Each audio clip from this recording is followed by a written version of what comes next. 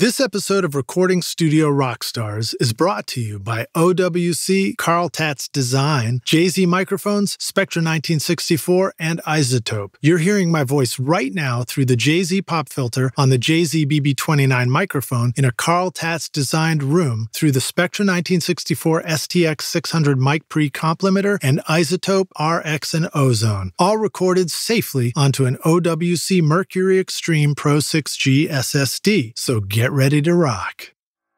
Had this cassette deck, I upgraded to a 4-track. And so literally like what was holding me back when I was 17, 18, 19 from recording a band was purely equipment. And so it was like, how do I document this band on 2 tracks of a cassette? Okay, how can I document this band on 4 tracks of a 4-track? If I did not have those limitations, I would have been far less creative and far less inventive about how to do things.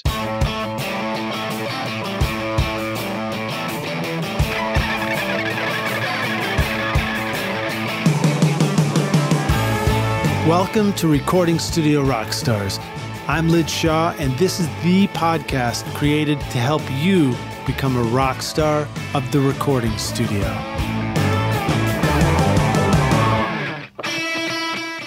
No matter where you like to rock in the galaxy, the OWC Envoy Pro Electron lets you record with confidence over USB-C with up to more than 1 gigabyte per second of real-world performance. Transfer tracks in seconds and take your sessions with you anywhere you go. Built for reliability, the OWC Envoy Pro Electron is waterproof, dustproof, and crushproof. Find the Envoy Pro Electron and all your OWC storage needs at macsales.com/rockstars.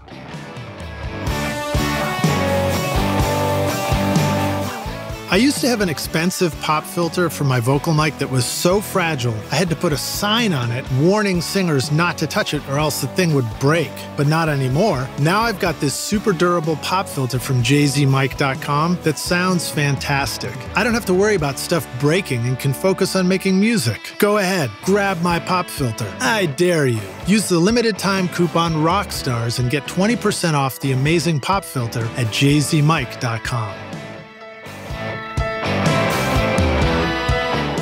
Howdy, Rockstar. Are you ready to discover the secrets to making your mixes sound professional no matter what your studio situation? Then check out my free mixing course, mixmasterbundle.com, where I show you how to get pro-sounding mixes in your DAW using simple techniques and free plugins. And when you're ready for more advanced studio skills, then check out Recording Studio Rockstars Academy, where you can learn from Grammy-winning teachers to help you record, edit, mix, and master your best record ever. Use the code ROCKSTAR for 10% off for a limited time.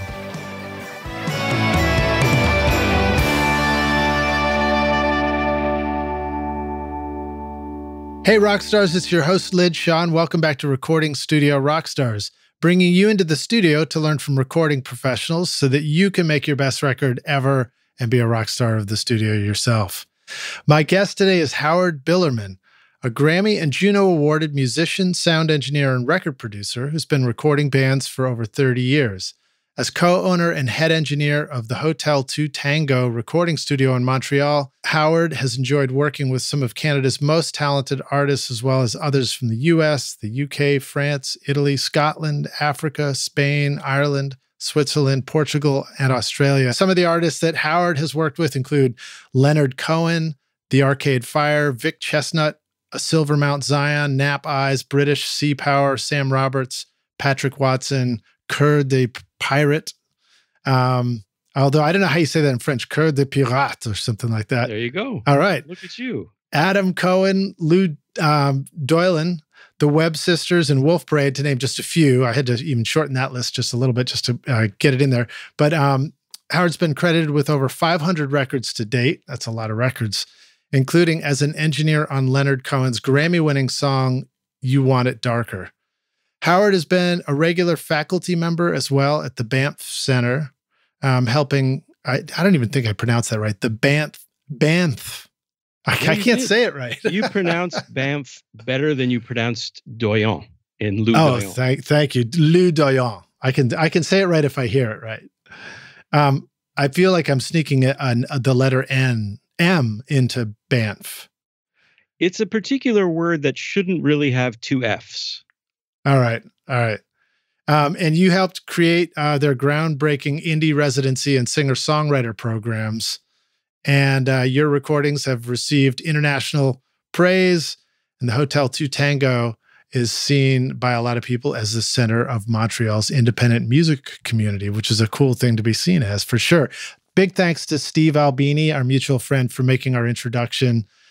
Rockstars, please welcome Howard Bilerman to Recording Studio Rockstars. Howard, are you ready to rock, my friend? Has anyone ever said no at this point? No, not yet. Not really, no. Well, I cannot possibly be the first. But we've made, I've followed it up with like, how do you say rock in French? I don't think we've expanded into too many other languages for that. So if you speak any other languages and want to say that you're ready to rock, now's your chance. I mean, hilariously, in French, rock is rock. So we can't go pretty far with that one. That's about it. Rock et rock. Tu es prêt à rock, something like that. Prêt. Oui. Bien. Très bien. Give us a brief introduction to who you are in terms of getting interested in music and making, I don't know how you make 500 records brief, but, making 500 records and being in a position of teaching and being at the center of this independent music scene in Montreal. Oh, boy. I mean, music was always my thing when I was a kid, and it was just always in my life. My dad would play great records in the car, and my mom would bribe me to go to the shopping center with her to do errands by telling me that I could buy a 7-inch at the end of the trip. And so from the age of 4, I think I was just collecting music and listening to music and having songs on my radar that I wanted to listen to again and collect. And it was just always something that was magical to me, the process of, when I was a kid, I thought you put a record on and somehow it tells the band inside this little record player to play the song again. Nice. Which was crazy magic. That's like the Looney Tunes version of like what a record player is. And then as I got older, I just got more and more interested in what the recording of music entailed. And then I went to, here in Quebec, we have high school goes to grade 11.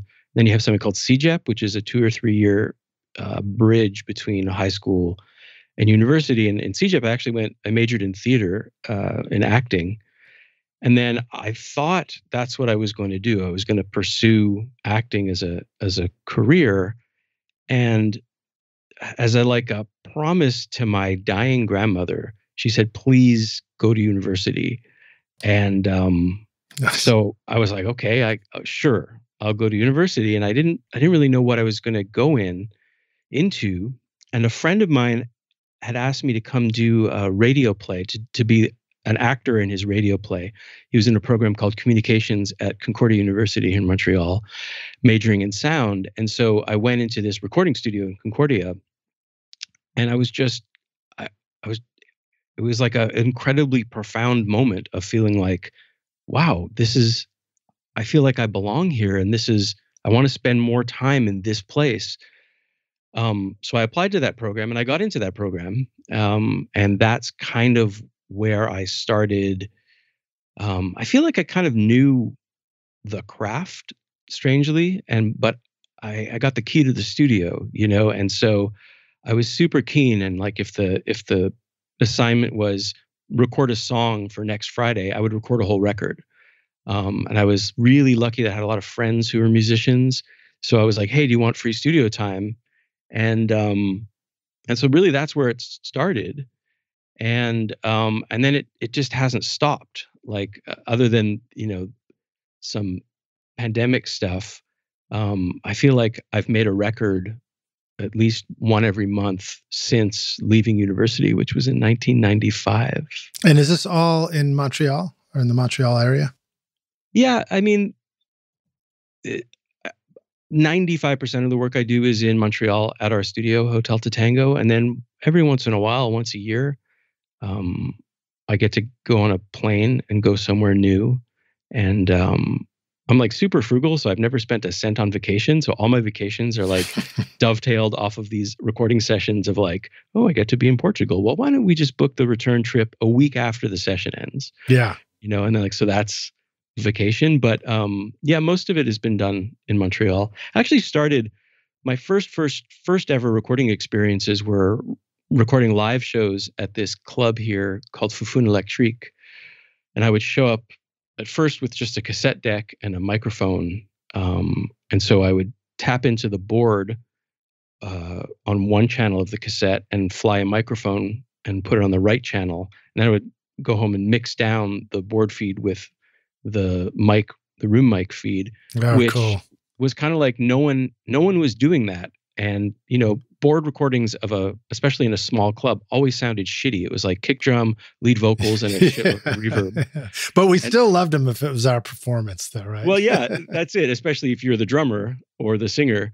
If you're the guitarist, you're sort of sad because it's just like this whisper in the back. And so that's what I started doing for years. I would just show up at sound checks of either friends' bands or bands that I really, really wanted to record. And I would introduce myself during their sound check and say, "Hey, do you want me to record your show?"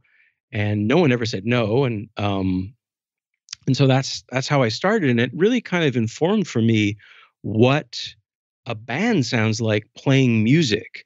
And this is like, so this was, you know, 80, 87, 88, 89, 90, 91. And what bands sounded like playing together coming off a stage was so not what they sounded like on recordings at the time. And it really sort of ignited these questions in my brain as to why that was. What was happening in recording studios that was in a way making the music sound as a disservice to how the band was playing live. And that none of this would have crossed my mind had I not had 3 or 4 years of going to see live bands and just trying to capture a band play a live show. And it was really, there's a lot of tension when I then went to sound recording school, because the guy who taught me, who was very generous and you know, very knowledgeable, but he was this is how you record records in studio, and this is the au courant way for records to sound. And there was a friction between how he taught how records should sound and how bands really sounded playing together. Yeah. And so that's really, I think, like, was a sort of nascent experience of why I like to honor, as a starting point at the very least, what does the band sound like playing music together in a room?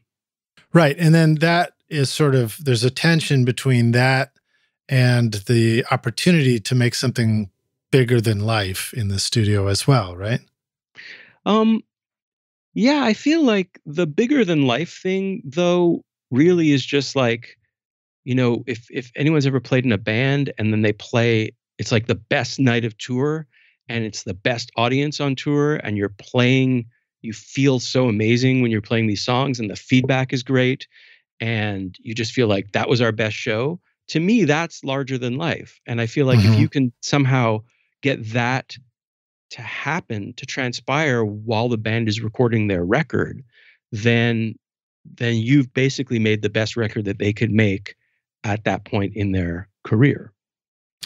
Yeah, that's cool. And, you know, my own band, we went through sort of a version of that experience where we would perform and there was an energy that would happen. And we found that we did better if we sort of did a live to 2-track capture, because we were less likely to screw up the thing that was reluctantly good about us.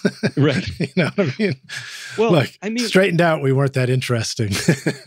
You know, it's funny because when I started, like I said, I had this cassette deck, and then I upgraded to a 4-track. And so literally, like, what was holding me back when I was 17, 18, 19 from recording a band was purely equipment. And so it's like, how do I document this band on 2 tracks of a cassette? Okay, how can I document this band on 4 tracks of a 4-track? And then, okay, now I'm in university. They have an 8-track half-inch. How can I do this onto 8 tracks? And if I did not have those limitations, I really think that I would have been far less creative and far less inventive and just far less smart about how to do things. You know, and so live to 2-track, if you're forcing yourself, if you're saying these are the ground rules and we've done it. We've played shows together and people enjoy them. So why can't you make a record that way? And nothing bugs me more than this notion that there's this one de facto way of making records. Like I always, when people come visit the studio, if their first question is, what board do you have? I already know I don't want to do the session. Because that is so far down the checklist of what's important to make a record. Yeah. You know, are we allowed to ask what board you have on the podcast though? If you ask it right at the end and I walk out, then you've got the podcast in the can, basically. It'll say we have a Neotech Elite. We have a 1988 Neotech Elite. Is that the same one that Steve's got in A? Yeah, but Steve's got the Rolls Royce, and we have the Cadillac. You know, and as it should be, really, as it should be. We had I learned on a Neotech Elite in Studio C at MTSU. I think that's what we had.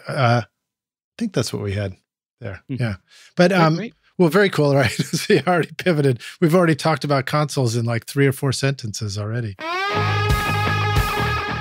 With so many game-changing iZotope plugins to choose from, deciding which one to buy next could be a bit of a challenge. But did you know that now you can have all their plugins through iZotope's new affordable subscription bundle, Music Production Suite Pro, for only $19.99 per month? Get your Rockstar extended 30-day free trial subscription now at iZotope.com/rockstars and use the code ROCK10 to get 10% off any individual plugin purchase.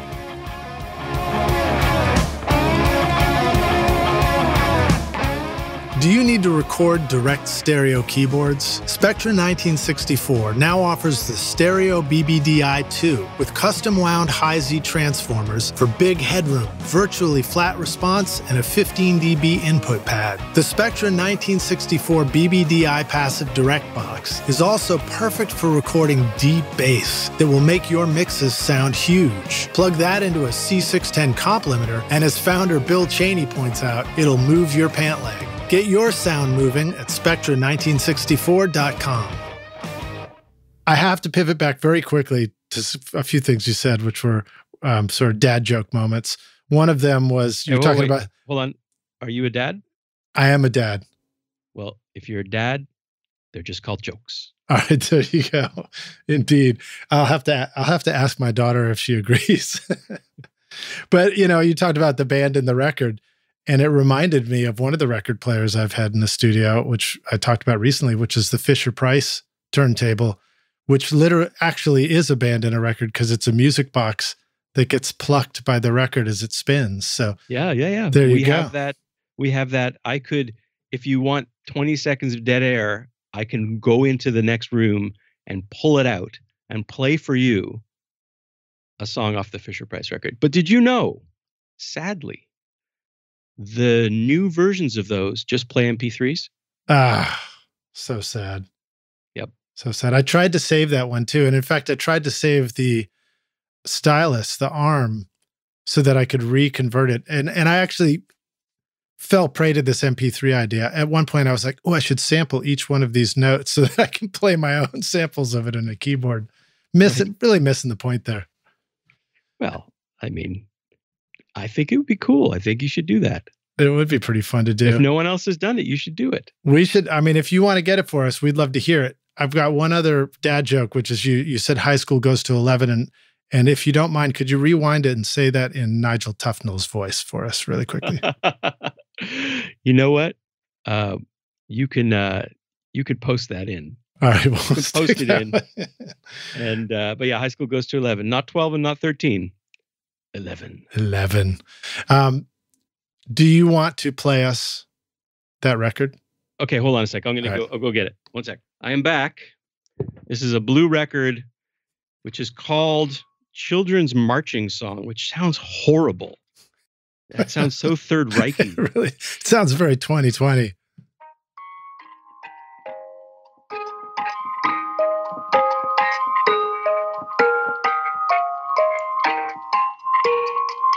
That's Knick-Knack Paddywhack. It is indeed. I wonder if we'll get a copyright strike. Oh. There you go. The Fisher-Price Music Box record player. That's so awesome. I think the last time somebody just pulled something out and played it live on the show was Roger Mutino, because he had a wax cylinder that he gave us a little sample of as we opened. Well, very cool. So you had, you kind of went from the 2-track thing and live to 4-track to 8-track. Now you're teaching. Are you teaching recording at Banff Center? And, how do you feel like all of that has changed from your beginnings to today? So Banff Center is this incredible institution in the Rockies, just about 2 hours north of Calgary.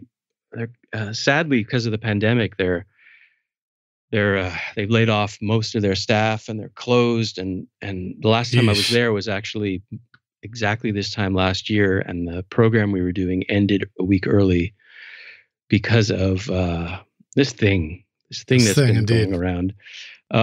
So the Banff Center, basically, the program that I'm part of there was called Singer-Songwriter Residency, and they accept 30 singer-songwriters from all around the world. And they come and they get 3 meals a day cooked for them. They get this practice hut, which they can live in 24 hours a day. They get some studio time with me. They get to work with all these different mentors, their lecturers.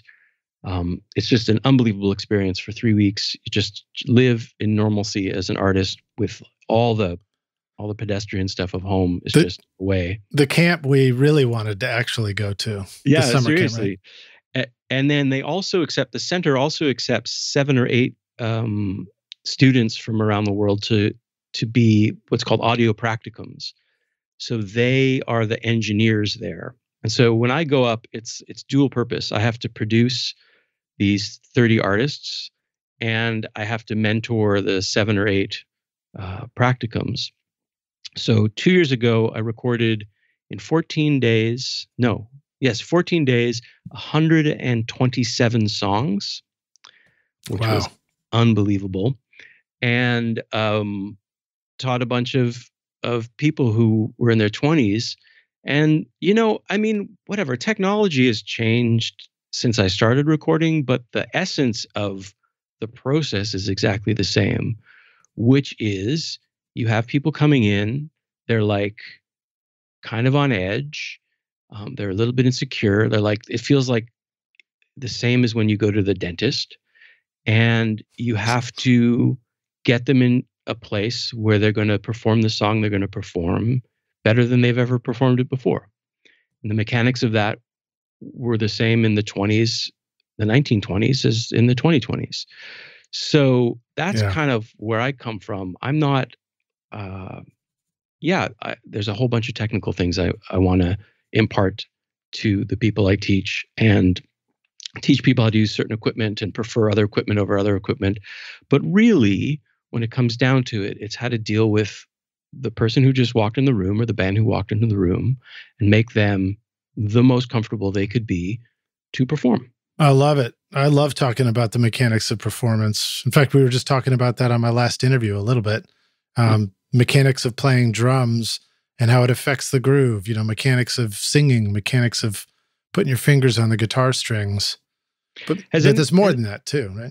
Has anyone ever, so I started an amateur ball hockey league about 15 years ago, based solely on my high school experience of, I don't know if it was the same for you for gym class, but you'd show up at gym once a week, and then like the trampoline would be set up, or the basketballs would be out, or the volleyball nets would be set up. Yeah. And like the special day, which only ever seemed to happen once a year, was floor hockey. Oh, hell yeah. Spot on, man. And I was in Massachusetts, so I was, significant number of hours south of you. Wait, hang on. Were you a Bruins fan? I was not really. I've never really been much of a sports fan, actually. I like playing sports. In fact, the time that I discovered I was a hardcore sports fan was watching my own kid play soccer and getting, scolded by the coach and the ref for yelling too loudly from the sidelines. Well, did you yell, "Your kid's a fucking dick"? Yeah. Maybe I should have tried that line. That's a good one. But so ball hockey, so ball hockey was the best day of gym, right? And I always loved playing nets.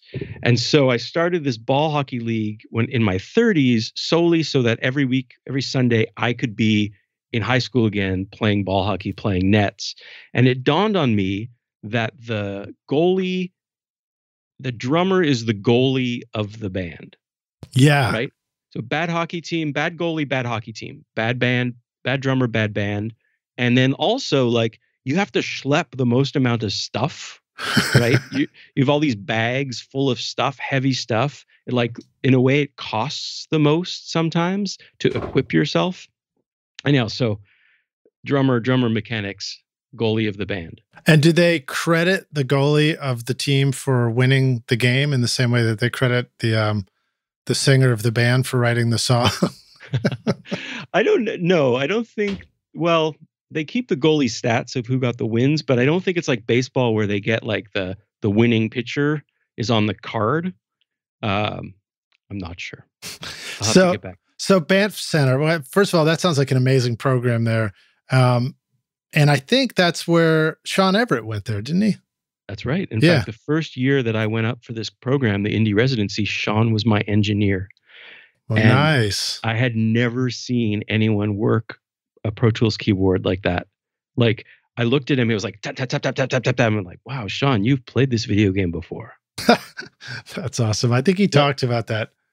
It was nuts. Like it was just like shortcut. Like, wow, Sean, you're blowing my mind.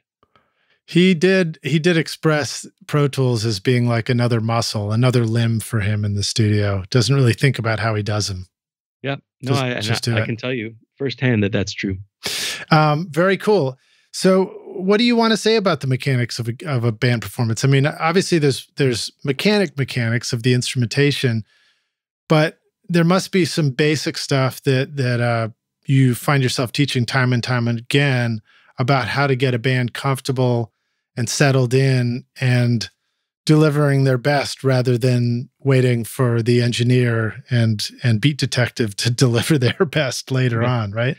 Well, I think that, the magic word right there is waiting. And I think for me, a successful first day in the studio is, let's say the band walks in at 6 o'clock, that they're able to come and listen back to something at like 7 o'clock. Yeah. 7:15. And don't futz around, like put the mics up, get the levels, and like just be super smart about how you're scheduling things. Band loads in and you just say, all right, I'm going to drummer, you stay. I'm going to deal with you for the next 20 minutes. Everyone else, go get some fresh air. Do you need any snacks? Go get some snacks. Come back at 6:20. And then, so you have 20 minutes, bang, bang, bang. Set up the drum mics, hit this, hit that, hit this, hit that. And don't sweat the minutia of how things sound at that point. Unless things are, this is a clear problem. And then the band shows up 20 minutes later. You say to the drummer, hey, do you need a walk? Go, maybe you'd like some snacks. And then you just deal with people one at a time, bang, bang, bang, bang, bang. And then you invite the whole band in and you say, just play something, play anything. And they get a rush at 7 p.m. from hearing themselves. And you haven't spent 4 hours depleting their energy or having them look at the clock and think, oh, 1 hour is costing how much money? They just don't even have time to think about that. They show up, they set up, and they're listening to themselves. And to me, it's like a huge, it's a victory. If you can leave that first day of the studio with a keeper of any sort, that's a victory. Yeah. Well, I mean, that quick setup stuff, I find that the stuff that's valuable is you're right. It's figuring out, although this might have been done the night before, figuring out like where people are going to be physically in the room, and then line checking. It's just making sure things are working and sort of maybe checking phase on some things, and then getting people playing. And I love it. For me, it feels like a huge win if we can be sound checked and capturing the first song within an hour of the session. You know what the dirty secret is? The dirty secret is if you tell the band, okay, we're ready, let's do a take before you're ready. Like, let's say you're 90% ready. There's like probably a 15% chance that the band is going to nail that first take, and that's the take they're going to want to use. Right. More than likely, the first take is going to be, okay, well, our headphones weren't right. They're going to fine tune the headphones. No problem. They're going to do another take. Oh, actually, you know what? The tempo isn't right. And maybe that third take is going to be the one that's right. So then you actually have this leeway. Like, it doesn't have to be this sort of binary, like, I am now set up. Everything is, I've signed off on all the sounds. Everything is perfect. Now you play, and you play perfectly. There's this like gray zone where you're pretty much set up and it's passable. And then the band starts playing and they're playing passably. And then while they're doing those first two takes, you have 20 minutes to fine tune, to finesse, to double check phase, to say, hey, I have an assistant now. And it's like an incredible luxury that I didn't have a few years ago, but you whisper to your assistant, hey, can you just move that mic to the, or hey, move that mic over there. And usually by the time they get it, the take, you've got it. Wait, you don't yell at your assistant like a tyrant? I try not to yell at anybody, or be tyrannical in any capacity. It's hard to be tyrannical, isn't it? I mean, not for some people. It doesn't come easy to me, but did stories of tyranny in the studio make its way up to Montreal and to sessions? Did you guys talk about like the great lore of tyrannical producers and people getting fired from sessions, or was that kind of just a Nashville thing? No, I mean, it's everyone. Yes, everyone who has heard a Phil Spector story. And I will say another mutual friend of ours, Steve Albini, same thing. Like you hear stories about his like, just his unfiltered take on issues, you know? And then you meet him and you're like, this is the nicest guy I've ever met in the studio, you know? I mean, I think I've been in the studio with Steve, and I think the thing about Steve is he doesn't bullshit. And he doesn't sugarcoat what he says, and he's just straight. I mean, I think he's got great bedside manner, personally. Yeah. For when working with a band, but if something's shitty and you say, Steve, is this shitty? Like, I don't think Steve will ever be like, that's shitty. But if someone says, Steve, is this shitty? He'll be like, yeah, that's totally shitty. And I think sometimes maybe if you don't have thick skin, maybe you could sort of misinterpret his sort of dryness and matter-of-factness for assholery. Assholery. That's a good quote. He's been so generous with so many people, myself included, just with knowledge and just help, that I don't know. My feeling is that I don't think he's like a Phil Spector level tyrant. No, not at all. Not at all. In fact, I think it was a magazine that was floating around our studio I cut my teeth at, called Alex the Great. Maybe it was called Magnet, or something like that. But it had a picture of him looking up on the cover, and it said like the 100 biggest assholes of the studio or something like that. And he made the cover. Now I just thought that was hilarious. And then when I met him later, same thing, everything you just said, nicest guy, totally supportive. He'll work till the wee hours with you until you're ready, until you got what you needed.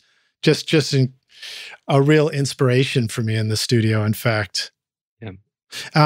Anyway, so hi, Steve. The first time I heard a Carl Tatz Phantom Focus mix room featuring his PFM HD 1000 series monitors, I was completely blown away. It was like listening to three-dimensional sound with rock-solid bass all the way down to 20 hertz. It was really incredible. What's amazing is that a Phantom Focus system can be implemented in your existing control room or even bedroom studio, giving you world-class sound for mixing. Go see how cool your studio could look and sound at phantomfocus.com. Let's talk a little bit about Hotel to Tango. Tell us about your studio in Montreal. You share it with some other musicians and producers there. And what is the setup there? What allows you to welcome a band in quickly and get things going? So Hotel to Tango started as a loft performance space, jam space for the band Godspeed You Black Emperor in mid mid-90s, in the mid-90s in Montreal. The economy wasn't great, and so there was a lot of industrial spaces that were empty and super cheap. And the original Hotel Tatango was one of those spaces, like 2,000 square feet. It was like, I think it was $800 a month or so, Canadian dollars a month. Mm-hmm. And so Godspeed practiced there. And I had a recording studio in Old Montreal that I'd been working out of for a few years, another loft, which was being condemned by the city because the landlord refused to put in a fire escape, which of course is reasonable, right? Who needs a fire escape? So Godspeed, or Ephraim and Terry from Godspeed, Ephraim was living at the loft. They wanted to start buying more recording equipment for that space, and I needed a space. So we sort of hatched this idea of like, well, maybe I bring my stuff, my equipment to your space and put it together, and I don't know, it'll be a recording studio. And so we did that in, I guess, January 2000, and it worked. Terry, Ephraim, and I were partners in that space. And we did a lot of work for this record label called Constellation, who put out Godspeed. And our friend Harris Newman was mastering engineer who mastered a lot of the records that we recorded. And so sometime around 2004, 2005, we decided we wanted to buy a building together. And so we looked, it was like a 2-year search for a building. And then finally we found this building across the street it's like this abandoned building that we were sure was CSIS, which is the Canadian Spy Agency, because it was like big brick building with glass brick windows that you couldn't see in. And the snow would always build up. And every once in a while you'd see like footprints coming and going, but you never saw a person coming and going. And there was a parking lot, and there was always like a car going in and car going out, and there was all these security cameras on the building. That's a trip, because I picture like, guys in bright red outfits riding loud horses just coming your way, Right. Sorry, dumb joke. Listen, dumb joke, I will allot you. Dad joke, I will not.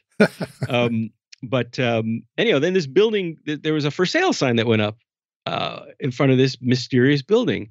And so we found out that it was the headquarters of ADT Security Alarm Company. It was like the dispatch center, which had been abandoned years ago. It was being used by some middle manager as like his storage, his personal like sort of pad. And ADT had been sold to this company, Tyco, and Tyco did this audit and was like, what's this piece of real estate that we have in Montreal? And so they sent someone up, and they're like, holy shit, there's this real estate that we own. We have a deed for that. We're not using this building, so sell it. And it was us bidding against 4 condo developers who had no intention of doing anything other than tearing this building down and building like a 20-story condominium. Sounds like an easy win. Easy win. Well, not necessarily, because we got out. Our real estate agent was like, listen, do you want this building? We're like, yeah, this building's perfect for us. And he said, just bid asking price. So we bid asking price thinking, and at the time now, so this is 2006, Montreal, the real estate was still pretty depressed. So bidding asking price was kind of a sure way of getting what you were trying to purchase. Okay. So we bid asking price, and a condo developer bids 15% more than us. But the stipulation was that the condo developer had 6 months to rezone the property residential so that he could build condominiums. And if the city did not grant him the change of usage, that he would get his deposit back and the sale would be null and void. So ADT was like, fuck it. We don't want to deal with this. Like, we want to sell the building. Who is the second highest bidder? Yeah. And so that was us. And so we got the building, and then we had to get building permits. So I went to the city to get our building permits. And the guy was like, so, Mr. Bilerman, that property is zoned residential. Wait. Oh, sorry, but it's a commercial building. What do you mean it's zone residential? He's like, yeah, no, it's a commercial building, but it was built in a neighborhood that became residential. So technically, on paper, it's residential, but we can grandfather in you doing commercial activity there if you fulfill one of these 100 different occupations: funeral home, gym, pharmacy, studio. I was like, stop. Yes, it's a recording studio. It's like, here's your permit. Wow. Which is incredible because it means that the real estate developer never checked with the city, right? Right. They would have gotten it if they had just checked. If they just go to the city and say, excuse me, this lot, what is it zoned? Oh, it's residential. Great. They would have just bid higher than us and got the building. Wow. So the Hotel to Tango then, Constellation, Hotel to Tango, and Gray Market Mastering, which is Harris Newman, we bought this space and we renovated it in 2006, 2007, and that's where we've been ever since. And so it was just a big open, well, it wasn't open until we opened it all, but essentially now it's a big open loft that then we put up some room dividers, well, some walls for isolation and control room and that sort of thing. So so it's divided up even between the 3 different businesses, or that's just for Hotel to Tango has the dividers in it? Constellation has the top floor. We have 75% of the ground floor. Harris has 25% of the ground floor, and we all share the basement, which is where all this shit gets. I thought that's what you were going to say, where you play floor hockey. If only. You know what? We have been on the checklist of like things to do for the studio since January 2006 is get a pool table for the basement. And so like, I don't know. Have you ever owned a pickup truck? No, but I had a microbus, a VW microbus for a minute. Okay. So if you have anything like that, the day that you get it, did you notice that you immediately have 7 new friends who are like, hey, how's it going? Yeah. Long time. What are you up to? Let's go camping. Yeah, exactly. I got to move some stuff. Can I borrow your truck? So anyhow, we had this basement that when we moved in was empty. And then, in like 3 minutes was filled with like, hey, do you mind if I just put this here? Do you mind if I just put this here? And then all of our stuff that we're like, oh, we don't really use this bass amp anymore, or it's broken. Let's put it in the basement. We also have 2 technicians in the basement who fix stuff. But that's if they fix everything, then they're allowed out of the basement. Is that how it works?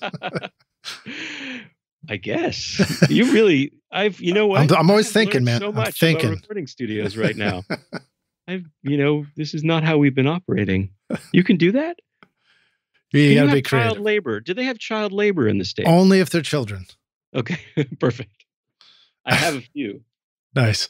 It really is. I do tell my son, my 4-year-old, is like, Eli, one day you're going to go into work for daddy, and that day cannot come soon enough. That's great. That's actually my name, Elijah, but I go by Lidge, short for Elijah. So there you go. The world is getting smaller and smaller and smaller. And you are not my son. And I'm not your son. But you can treat me like a child if you want to. That's fine on this podcast particularly. Tell us a little bit about some of the... I don't want to get too into the tools, but I don't mind getting into the techniques. So, are you still recording analog and recording that way because there's something about it that you like as far as making a record? Or, do you embrace all the computery ways of recording because there's something that helps you make records the way you like? So every record that I made or was made at the Hotel to Tango before about 2008 was done on tape. 100% to tape. And then I started getting asked to mix a lot of records, and none of them were recorded on tape. And so we were like renting our friend Arlen from Wolf Parade's radar. Remember the radar? Oh yeah. And so every time I had to mix something, I had to pay Arlen to come to the studio with his radar and convert whatever format the session was into radar and then dump it to tape, I think. I can't remember. It was just like, it was an untenable situation. And so we got Pro Tools for what I thought was going to be these instances of either mixing something that was recorded to Pro Tools or doing tape transfers, because at that point I had about 20 years of tape I'd recorded, and people were starting to be like, "Hey, do you have that tape? Can we get a Pro Tools session of it?" Yeah. So that's what I thought Pro Tools was going to be for. And then the day that I found out I was going to be a dad for the first time, I woke up and found this out, and the first news story I read was that Quantigy stopped making recording tape. And Quantigy was the last. MTech, which was BASF, had stopped making tape already, and Quantigy, I think, was the last. And we'd only used tape, and it was just like this incredibly insane moment of like, I rely on tape to essentially to put this future child through school, you know? And so it was a big wake up call. And I had used Pro Tools before. I mean, in university, we had Pro Tools when it must have been like, I think it was even called Sound Designer, maybe. Yeah. Pro Tools 1, it was like 2 audio tracks and 4 MIDI tracks. That was the capacity of the Pro Tools that I had learned on. And so I sort of just tried to embrace it a bit more. And actually also going up to Banff, the Banff Center around the same time, they didn't have a tape machine. And so I was basically just producing and telling Sean Everett, you know, what I'd like to hear. And it just felt like I should learn how to use this thing. And then I can choose whether or not I use it, but at least I'll know how to use it. And then once tape came back into production, you know, it's 500 Canadian dollars a roll for 33 minutes of tape. And it was pretty hard to tell a band, okay, you know, let's say the band had $4,000. That was their budget to make a record. It was pretty hard to say, you should buy 3 rolls of tape instead of 2 more days in the studio to make your record. So I would always like to start records on tape, even to this day. Just say like, we have a bunch of used tape. Let's just start and see how far we can get. But it's pretty rare that a band will want to start and like from the moment they play beds to the moment they leave with their mixes, just stay on tape. And that makes me sad because no matter how much you approach computer recording with imposed limitations, if you're under the impression that limitations make better art, better music, if you're under the impression that limitations make a better record, even if you say to yourself, okay, I'm never going to exceed 24 tracks in Pro Tools, you always do. And so it's just very hard to treat something that isn't something like it's that something. You know what I mean? Yeah, that sounds like a puzzle. Yeah, it's like, let's take this, this Porsche, and we're just going to drive it like it's a Toyota Camry. You know, it's different. It's a different thing, and it warrants being used differently.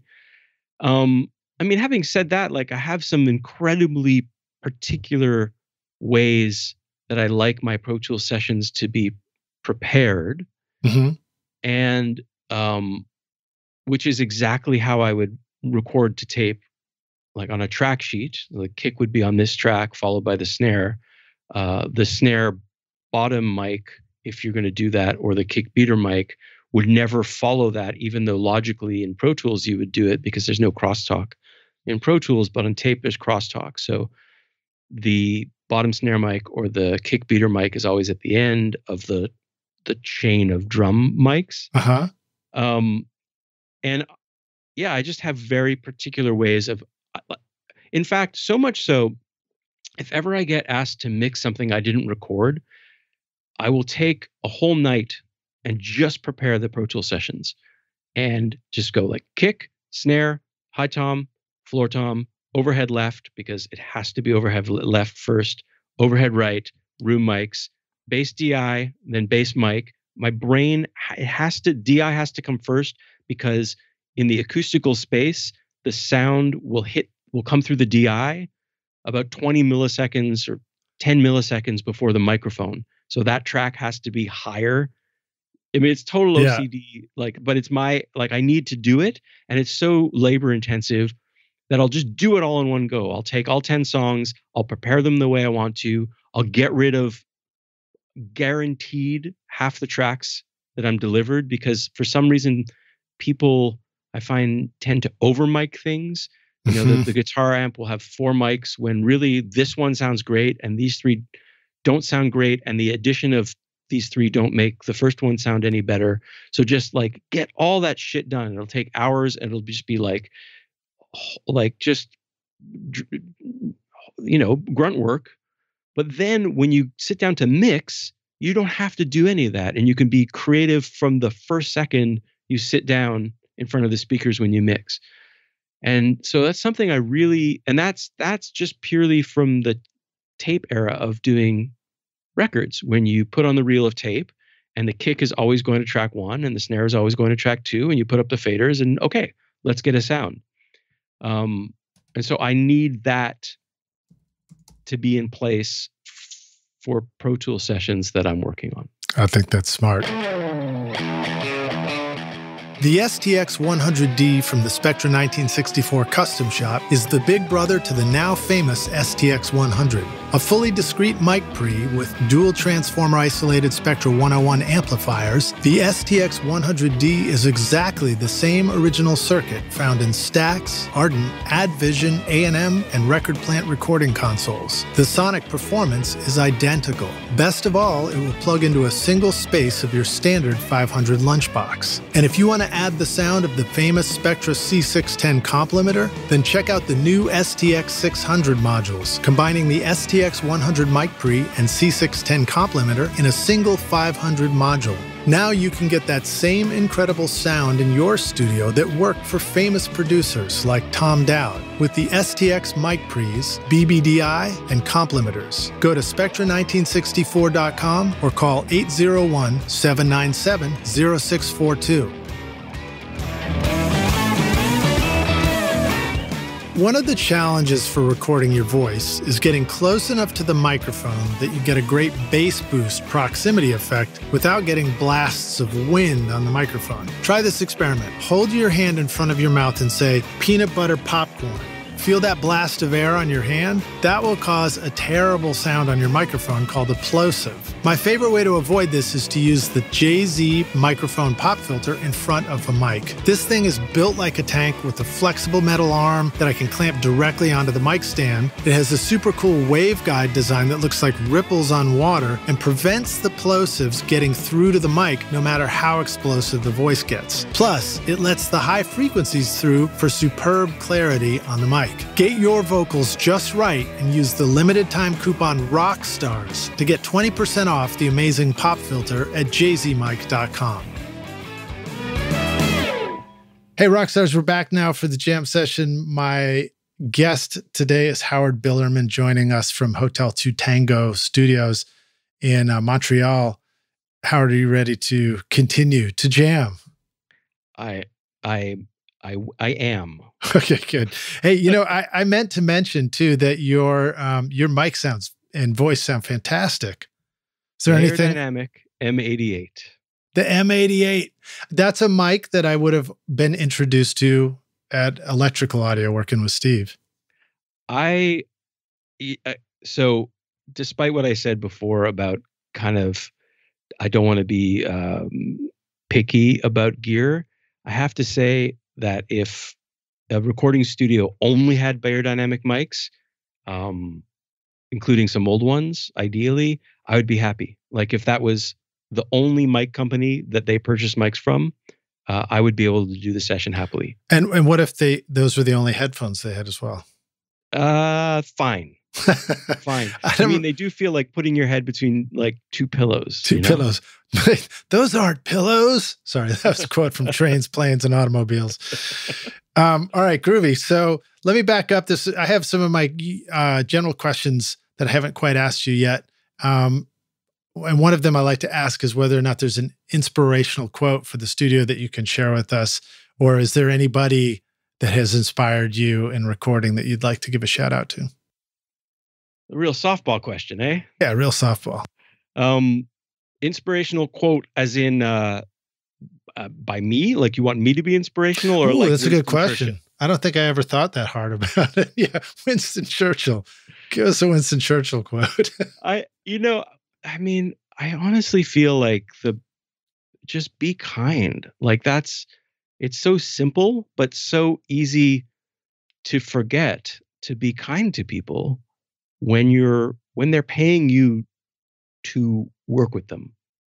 You know what I mean? Yeah. Like it's not a crazy inspirational quote. I'm sorry I'm cheaping out. Probably a helpful one though. But yeah, just be kind. Be kind to people. One of the things that I do is I let people I'm working with know in advance. By the way, if you look over at me and I look like something's wrong on my face, that's just my normal look. It's don't worry about it. Everything's fine. That's just me, like, cursing the day as part of my wild creative moment, I guess. Right. Because I think you're right. I mean, there's that, there can be accompanying frustrations in the studio because we're pursuing something that can feel like a difficult and elusive art or technical practice. And sometimes we communicate that either through just a sense of franticness with the people around us, or even just by being, just flat out short and mean sounding, I guess, to people. What's crazy is I relearned the most about running a session and recording people's music from the house renovations that we did twice when we moved into this house. It sounds nuts, but basically we bought this house and it needed a decent amount of renovation. So we hired this guy and he wouldn't give us a quote. I'm like, what do you mean you can't tell us a quote? He's like, well, you'll just see, like the materials will be like kind of this much money and you'll kind of get a feeling for how much it's going to cost. and of course it went over what we told him we had for it. And then he started, like, the drywall was really shitty. Like you could see the seams and we were like, listen, this is unacceptable. And he was sort of like, oh, well, it's your painter. I was like, no, it's not our painter. It's your drywaller. Like the painter didn't do the drywall. It was just this like sort of like we were the clients hiring this person to fulfill our aesthetic wishes. And he just was totally not present for it. And I really was like, okay, I know I have had picky clients in my line of work, and I know that I'm being one of these picky clients. But in these moments, the picky client is right. Mm-hmm. And then we did the second round of renovations. And the second guy, we didn't use the first guy again. The second guy was amazing. Like he showed up so many times, like just in advance before we even, like months before we even had blueprints. And he just was like, I think, this is what you want. Okay, I think you want a full bathroom here. And we're like, I don't know. Like we just need a water closet. He's like, no, you really, like, he just really helped us see what we wanted to, the space we wanted to create. Mm-hmm. And he just listened to us. And I was like, this is great. This feels great. And then unfortunately, months later, there was the little detail work of like, listen, this wall is not straight and it's going to bug me forever. Every time I walk up these stairs, I'm going to see this wall that's not straight. And he's like, no, it's straight. And like, again, in that moment, I thought, I don't want to be that record producer who, when someone tells me the snare is not loud enough or their voice is this, to be like, no, it's fine. And it's like, it just made me resubscribe to this notion that you are there to facilitate what the person wants, the record that they want to make. It's your job to deliver that because you have done it hundreds of times and they have done it maybe never, maybe once, maybe twice. And so that's your job. Your job is to say, what kind of record do you want to make? Okay, well, here's how I think those records get made. Okay, well, here's the first snag. We've run into the first snag. Here's how I think we get around this snag and we make the record you want to make. Hey, here's the mixes of the record you want to make. Are you happy with them? Are you sure?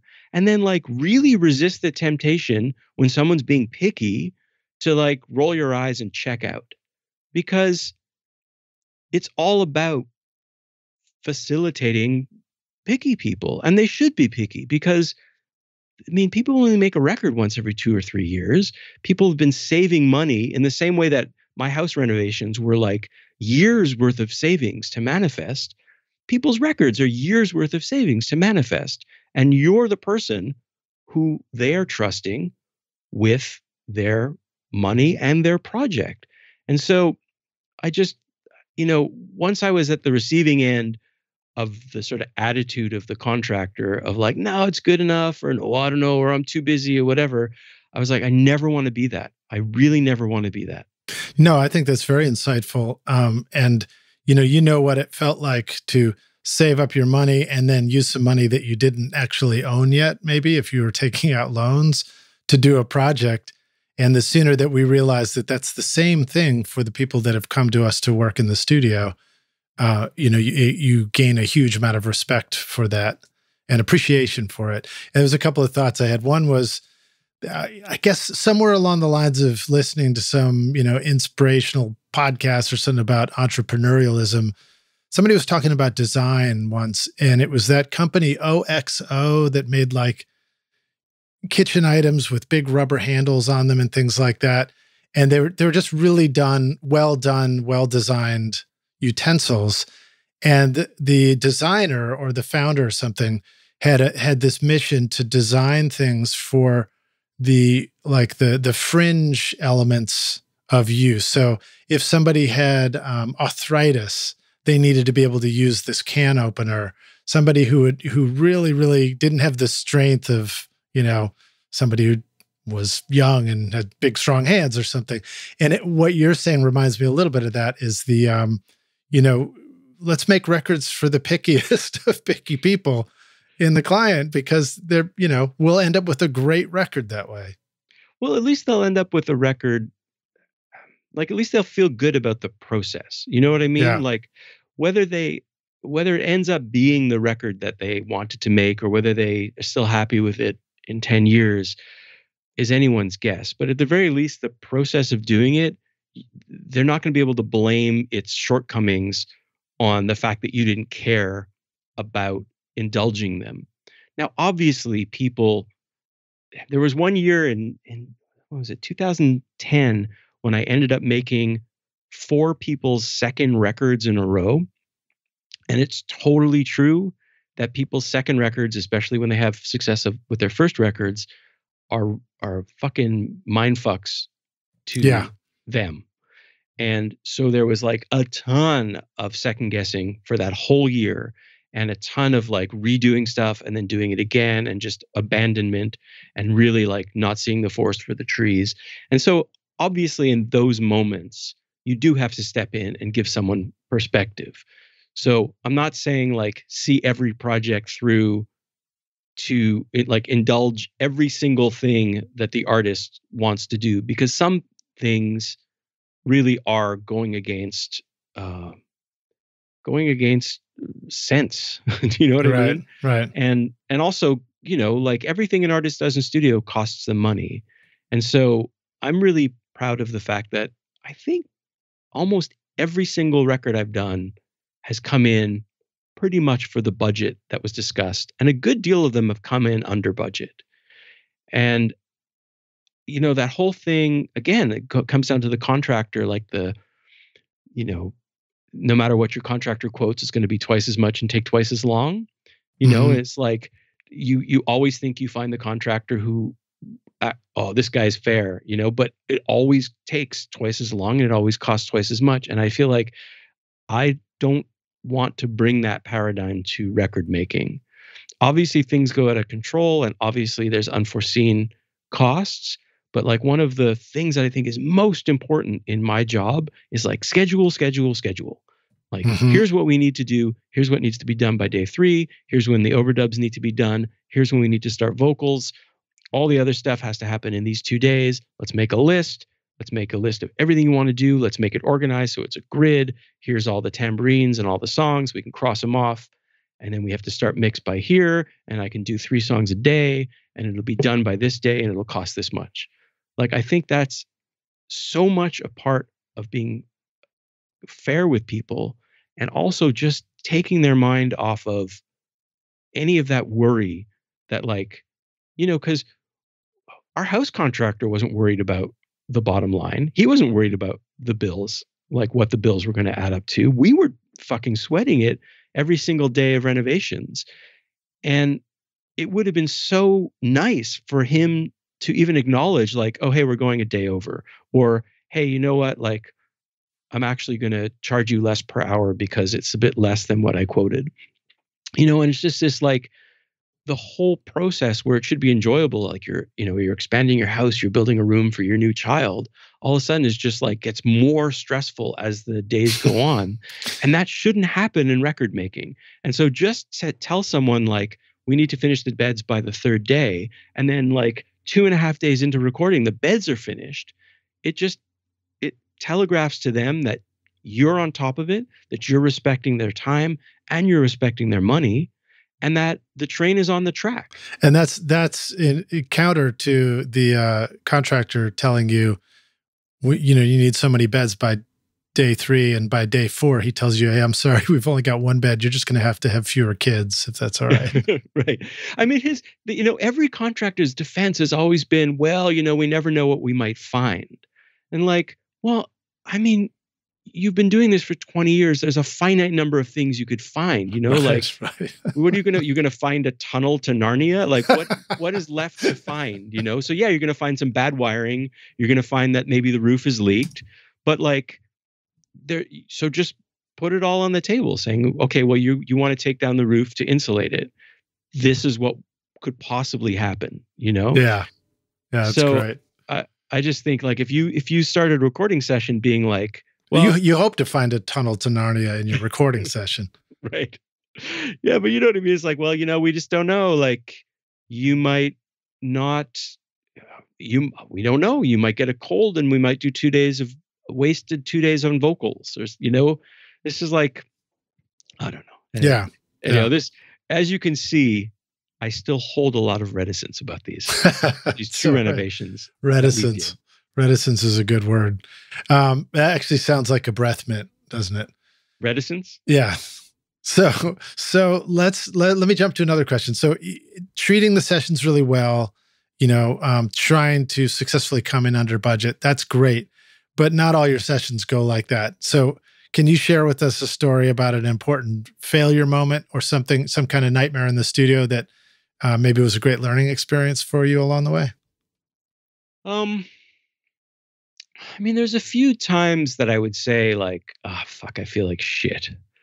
Like, wow. Like, the Charlie Brown, like, totally missing the football moment. I can re-ask that question differently if you need me to also. No. So now you can answer the Charlie Brown version. Very, very early on, like, I just graduated from school, and I got a 16-track half-inch machine and a little board. It's this Studio Master, this British company of, like, it was almost a toy, but it made records. And I decided I asked my parents if I can set up a recording studio in their basement, which didn't last very long. It lasted probably 2 weeks, and wasn't a great idea. And so then I moved into a loft I shared a loft with this photographer I knew who was addicted to cocaine, which was a worse idea. Wow. Than having a recording studio in your parents' basement. But all the while, I was recording this record, this friend's band. It was kind of like the first full record I'd recorded, and then moved to this other loft space that I was in for a few years. And So, with sort of very limited equipment, and this band had actually, they had recorded at 24-track 2-inch studios.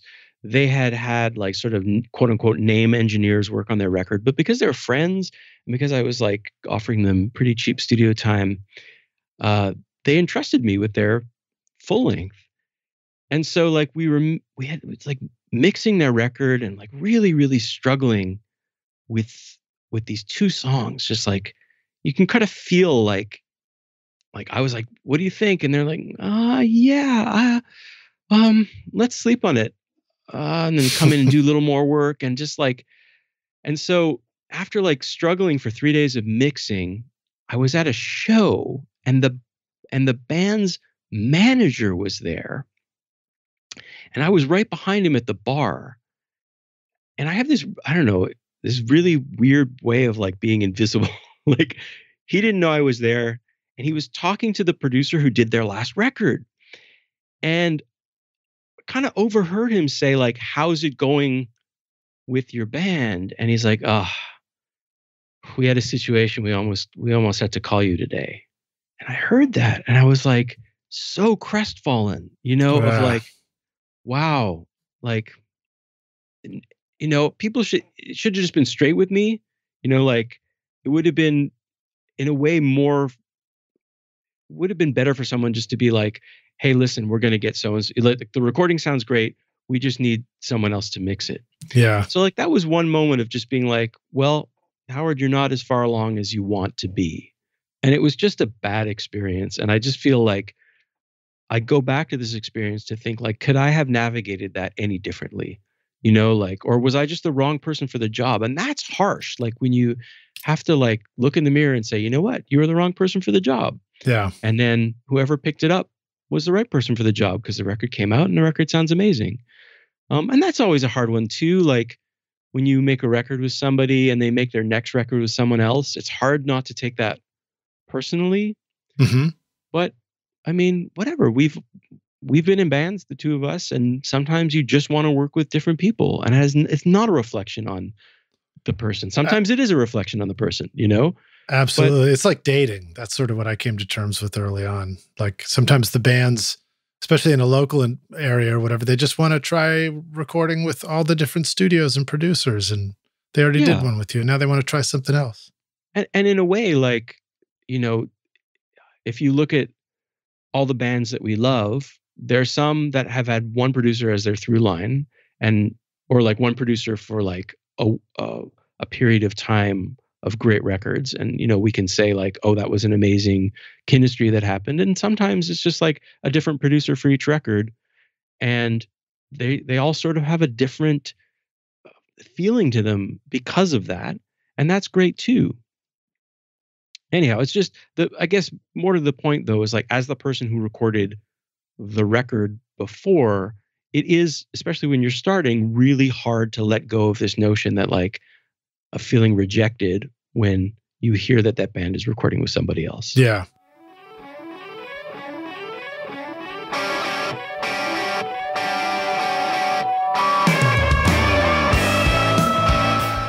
The Envoy Pro Electron is the fastest, toughest, mini-sized, universal portable USB-C SSD that lets you record from anywhere in the galaxy with confidence. With speeds of up to more than 1 gigabyte per second real-world performance, the OWC Envoy Pro Electron gives you high-speed audio data for recording and playback. Take your sessions and sample libraries with you anywhere you go. Built for reliability, the OWC Envoy Pro Electron is waterproof, dustproof, and crushproof. Never worry about the storage and safety of your work again. Find the new OWC Envoy Pro Electron and all your storage needs at macsales.com/rockstars.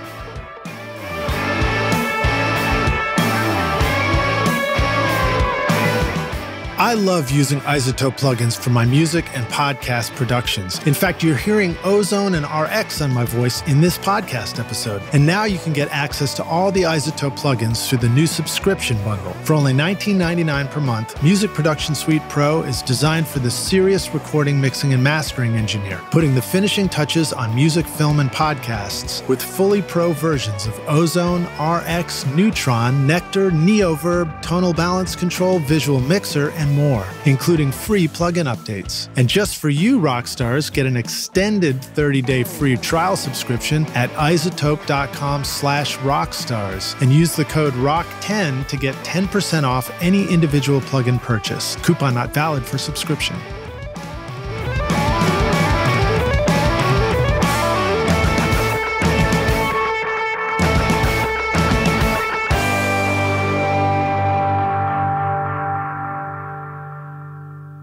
You've done a lot of records, 500.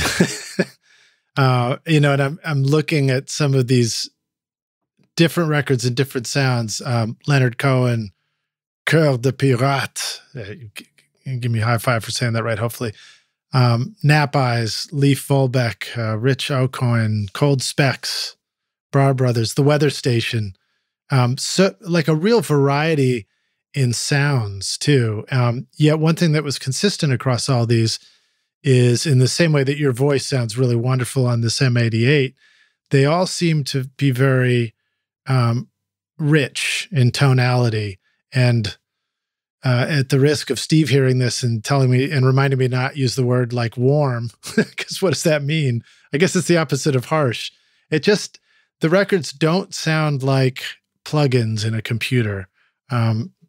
And I wondered if you wanted to talk a little bit about, these different ways of recording, and what do you want to say about what you're listening for in tonality of a record, and how all these different sounds, whether it's a loud rock band or whether it's a vocal. I mean, the Leonard Cohen record, his voice just sounds, it's definitely bigger than life in my ears, And to be clear, I had a very small part in that record. Okay, all right.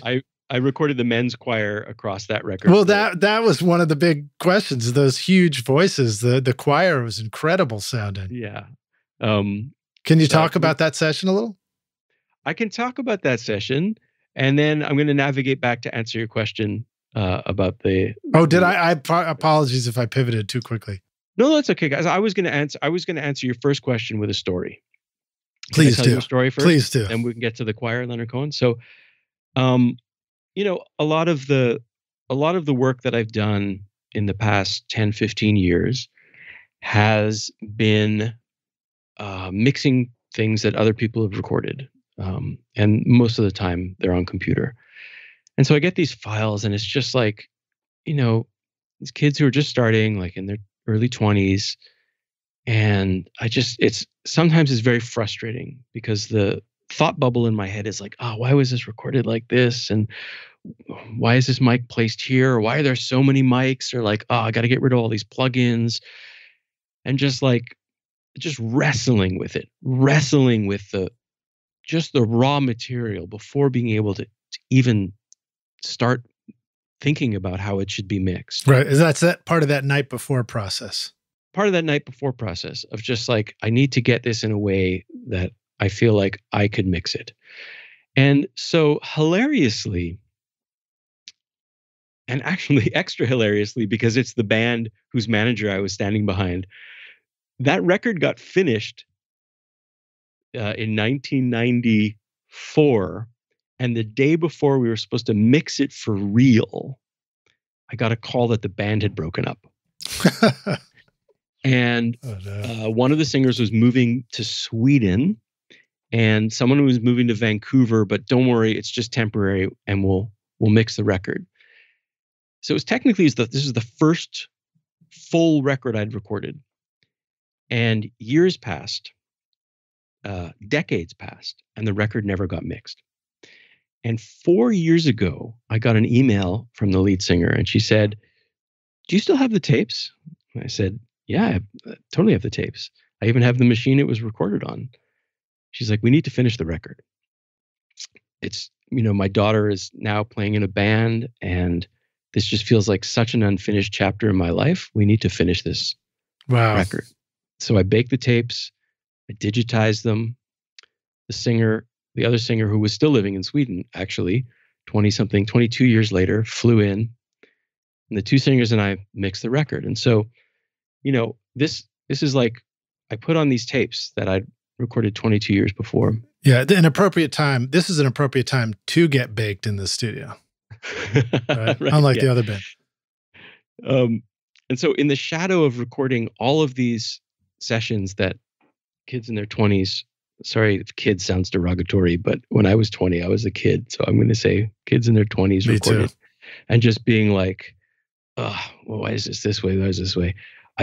I pressed play on the sessions that I recorded as a 23-year-old and just fucking started laughing. And the band was like, why are you laughing? And so I said, well, I spend so much time mixing stuff recorded by kids in their 20s and just wrestling with it, and not to fucking toot my own horn, but this is exactly how I'd want this to sound. Nice. So you nailed it in your 20s. Well, I nailed it because it was 16 tracks. It was recorded to tape. There was nothing ornamental about the recording. Every single track had to serve a purpose. Because there was only 16 things to mix, everything kind of sounded big because there was no competition. If you had 16 people talking in a room, that's a way different experience than if you have 100 people talking in a room and you're trying to get some semblance of intelligibility, right? So mixing is the exact same thing. If you have 16 tracks and you're trying to present a mix, it's way easier for those 16 tracks, for each one of them to be effective than it would be if someone delivers you a Pro Tools session with 120 something tracks. No, that's funny because I don't remember which one it was, but as I was listening through your playlist, I think there was a track that was about 16 people talking all at once, and I don't remember what record it was. Oh, whoa. Unless Spotify went off the rails in that moment and just, picked something random. But I thought you had something in there where it was like a voice and it was like all those members of the band just start talking left, right, and center. But anyway, I digress. I think that was the U.S. Girls record, and I think that was the sort of sound collage that Meg had made. That sounds about right. She had asked everyone who made the record, she sequestered them in studio and asked them questions that they didn't know what the questions would be beforehand. It's just like my podcast. Exactly. In fact, I shit you not, you've already asked me 2 questions that Meg asked me that very day. Anyhow, so those are all the people. So she took all these answers and to sort of like semi-disguise people's voices, she layered them on top of one another. Very cool. Very cool. Well, let's see. I felt like you pivoted to that. Oh, and then you were going to come back, talk about the Leonard Cohen Choir. Yes, indeed. Yeah.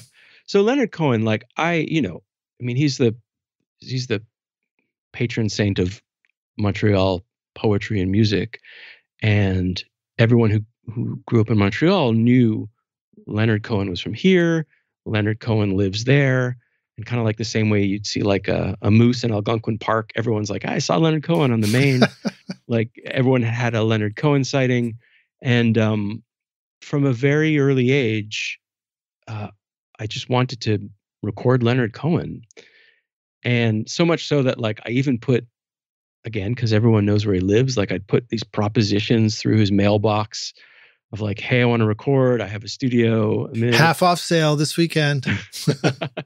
I should probably I have these letters somewhere on computer. I'm sure they're ridiculously embarrassing.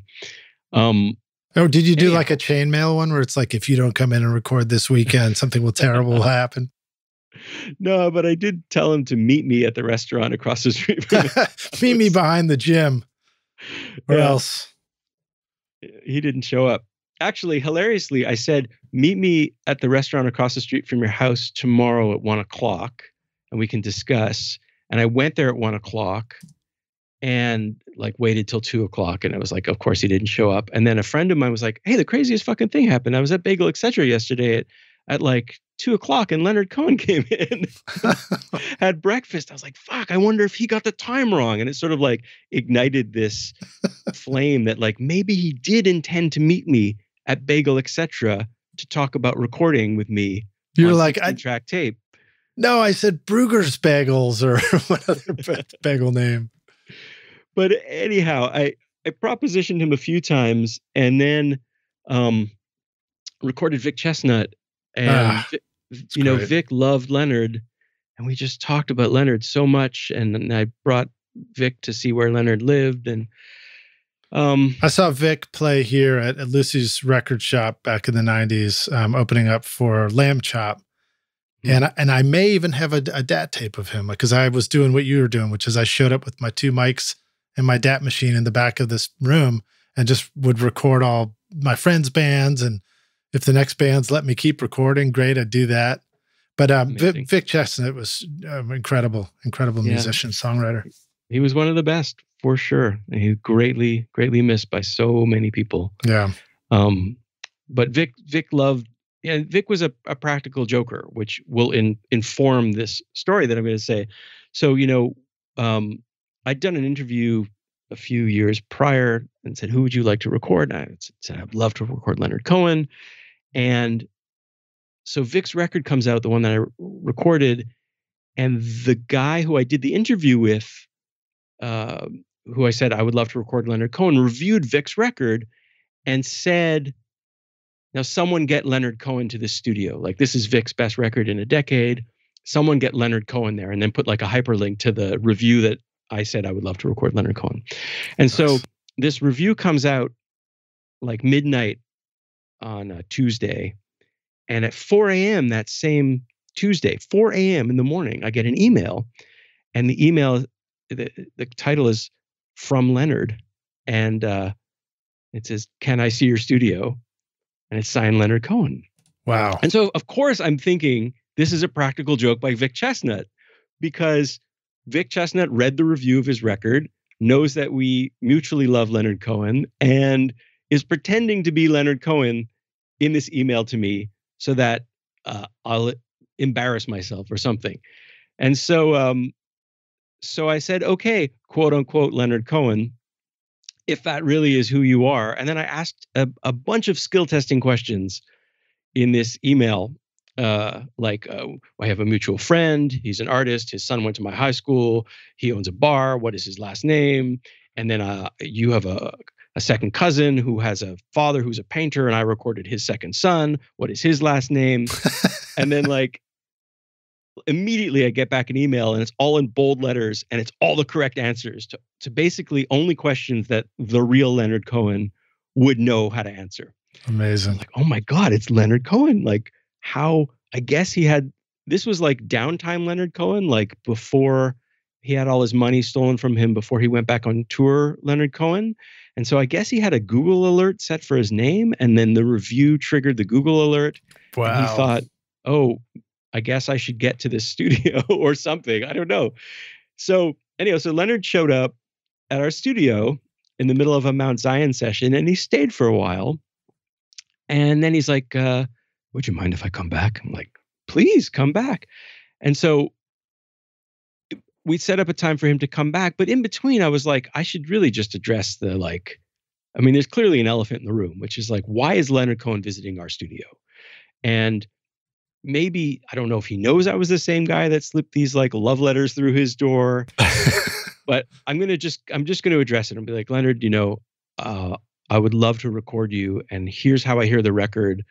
And in fact, a lot of the musicians that you heard in studio the other day, this band Mount Zion, members of Godspeed You Black Emperor, I hear them playing on the record, and I hear it done like this, and it's just an experiment. And it just like in science, when you conduct an experiment, you put some things together, and like 9 times out of 10, it like explodes, and you start again.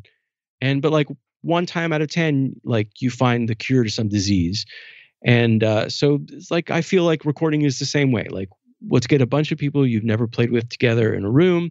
You bring a song, and let's just experiment. Yeah. And he didn't answer, but he came back to the studio, and then he like went away for a bit, and then he lives sort of concurrently in LA. And every time he'd come back in town, like we would email, and he came visit the studio again. And I was like, this is so weird. Like, I maybe I don't know, did I offend him, or I'll just let him lead the dance? And so like he's like, finally, like the third time he visited the studio, way into the visit, it was just he and I. We're just chatting. It was like such an amazing day. And he said, about this experiment, one day. I was like thinking like, man, it's like he was 74, like one day, come on. Like, let this day should be sooner than later, you know? And he's just like, one day. And like, I got this tour I'm planning for, and I'm just, you know, I got this other record to deliver, and it's in the can, and you got a really good thing here.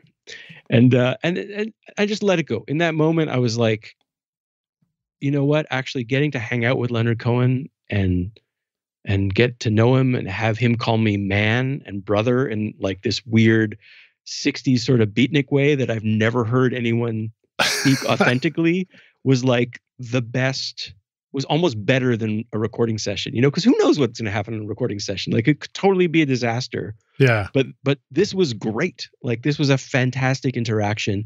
So I just let it go. And then, you know, we would email every once in a while, happy birthday, happy Passover, hey, great show last night, all stuff like that. Hey, I send you some music. Oh, I love that song. Blah, blah, blah. Hey, have you heard the singer? And then I became friends with his son, Adam, and we started working together. And then out of the blue, I got a text from Adam that says, hey, is your studio free next Monday night to record the Singer-Songwriter Choir on a song of my dad's?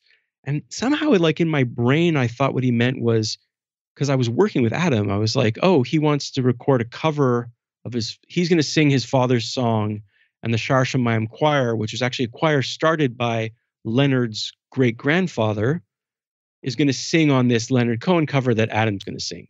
Wow. And what happened was the Singer-Songwriter Choir turns up, and they open a Pro Tools session, and it's Leonard Cohen's voice. And it was this surreal evening of like, oh my God, I'm working on a Leonard Cohen record. Like, this is the one day that he talked about. Yeah. This is the one day. And I, like, everyone left the room, and I just pressed solo, and I heard that voice. Like, I had that moment of being able to press the solo button and hear Leonard Cohen's isolated voice. And then like all that was going through my head is like, don't fuck this up. Like, you can do this. Don't fuck it up. And so, yeah, it was just how do you record a choir and make it sound great? You don't make it bigger than Leonard Cohen's voice, right? Well, that's, you know, what's interesting actually is like, I was always very kind of hot and cold on the production of especially his 80s records. Like, I didn't understand them. I was like, why is everything so reverby and in a way like generic? Yeah. And like, I once had this conversation with him where he's like, I was like, do you work a lot on your sounds, like your synth sounds? He's like, I just use what's in the box. I'm like, wow. And I was like, what about the drum machines? He's like, I love drum machines. They're timeless. It's like, timeless, eh? Because like his records to me don't sound timeless. But then like it clicked, which is that he has so much personality. And in fact, he himself felt he was so flawed as a singer that if everything else was kind of characterless, you would immediately focus on him. Nice. And what he was saying.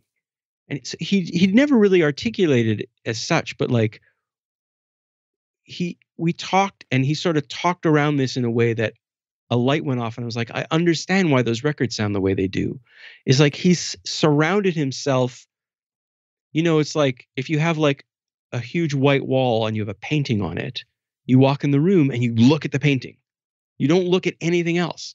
And so the production of those records, whether intended or not, actually just made you listen to this man and his words. And like, I'm kind of have come, it's like, to me, I'm at an age where for me, a record is so important because of its words and its singer. that I've really sort of come to appreciate that. And it sort of taught me a lot of like, you have all these records that are just like, there's just so much character everywhere, but it just becomes a jumbled mess because there's just so much character that you can't really, nothing is a standout, Yeah. And I think in music, you need to have sort of envision it like a triangle. Like you have all the important stuff in front of you, and then behind it is all the stuff that supports it. But not everything can be in front, There has to be a supporting cast and lead actors. And so sometimes in instrumentation and in mixing, you really need to discern like, well, what's important here and what's supporting what's important. Anyhow, so the choir on that record is basically just like some Bloomline mid-side miking up close and some room mics and just like an insanely good musical director who like he was directing the choir like in the same way that you tune a guitar. He was like pointing to individual singers. I heard it as a group of people singing, and he would point at individual people and like gesticulate his finger like a little up or down for like sharper or flatter, as if he was tuning a guitar. He was like tuning the choir with his finger. Wow. It was incredible. It was just an incredible experience. And then everyone left, and I was just sitting there alone with this track again, at this sort of like surprise experience, And that was, you recorded that in your studio at Hotel Tutango. Yeah, we recorded that at a studio. And then we recorded a bunch of other stuff for that record. And then I recorded a bunch of other stuff for the follow-up record, which was made after he passed. So it's just, it's like, that's a box checked off, Yeah.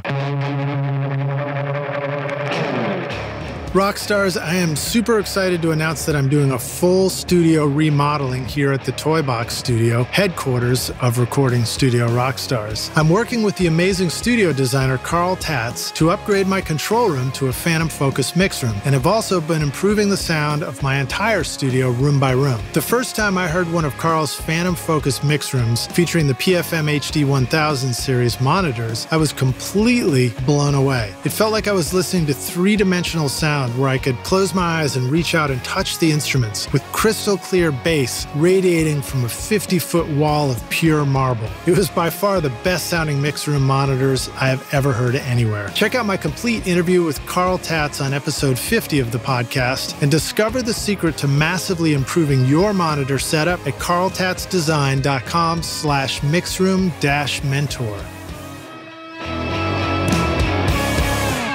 And anything about that Blumline mic thing that we might have as a takeaway, to avoid any mistakes when we get a chance to record a choir?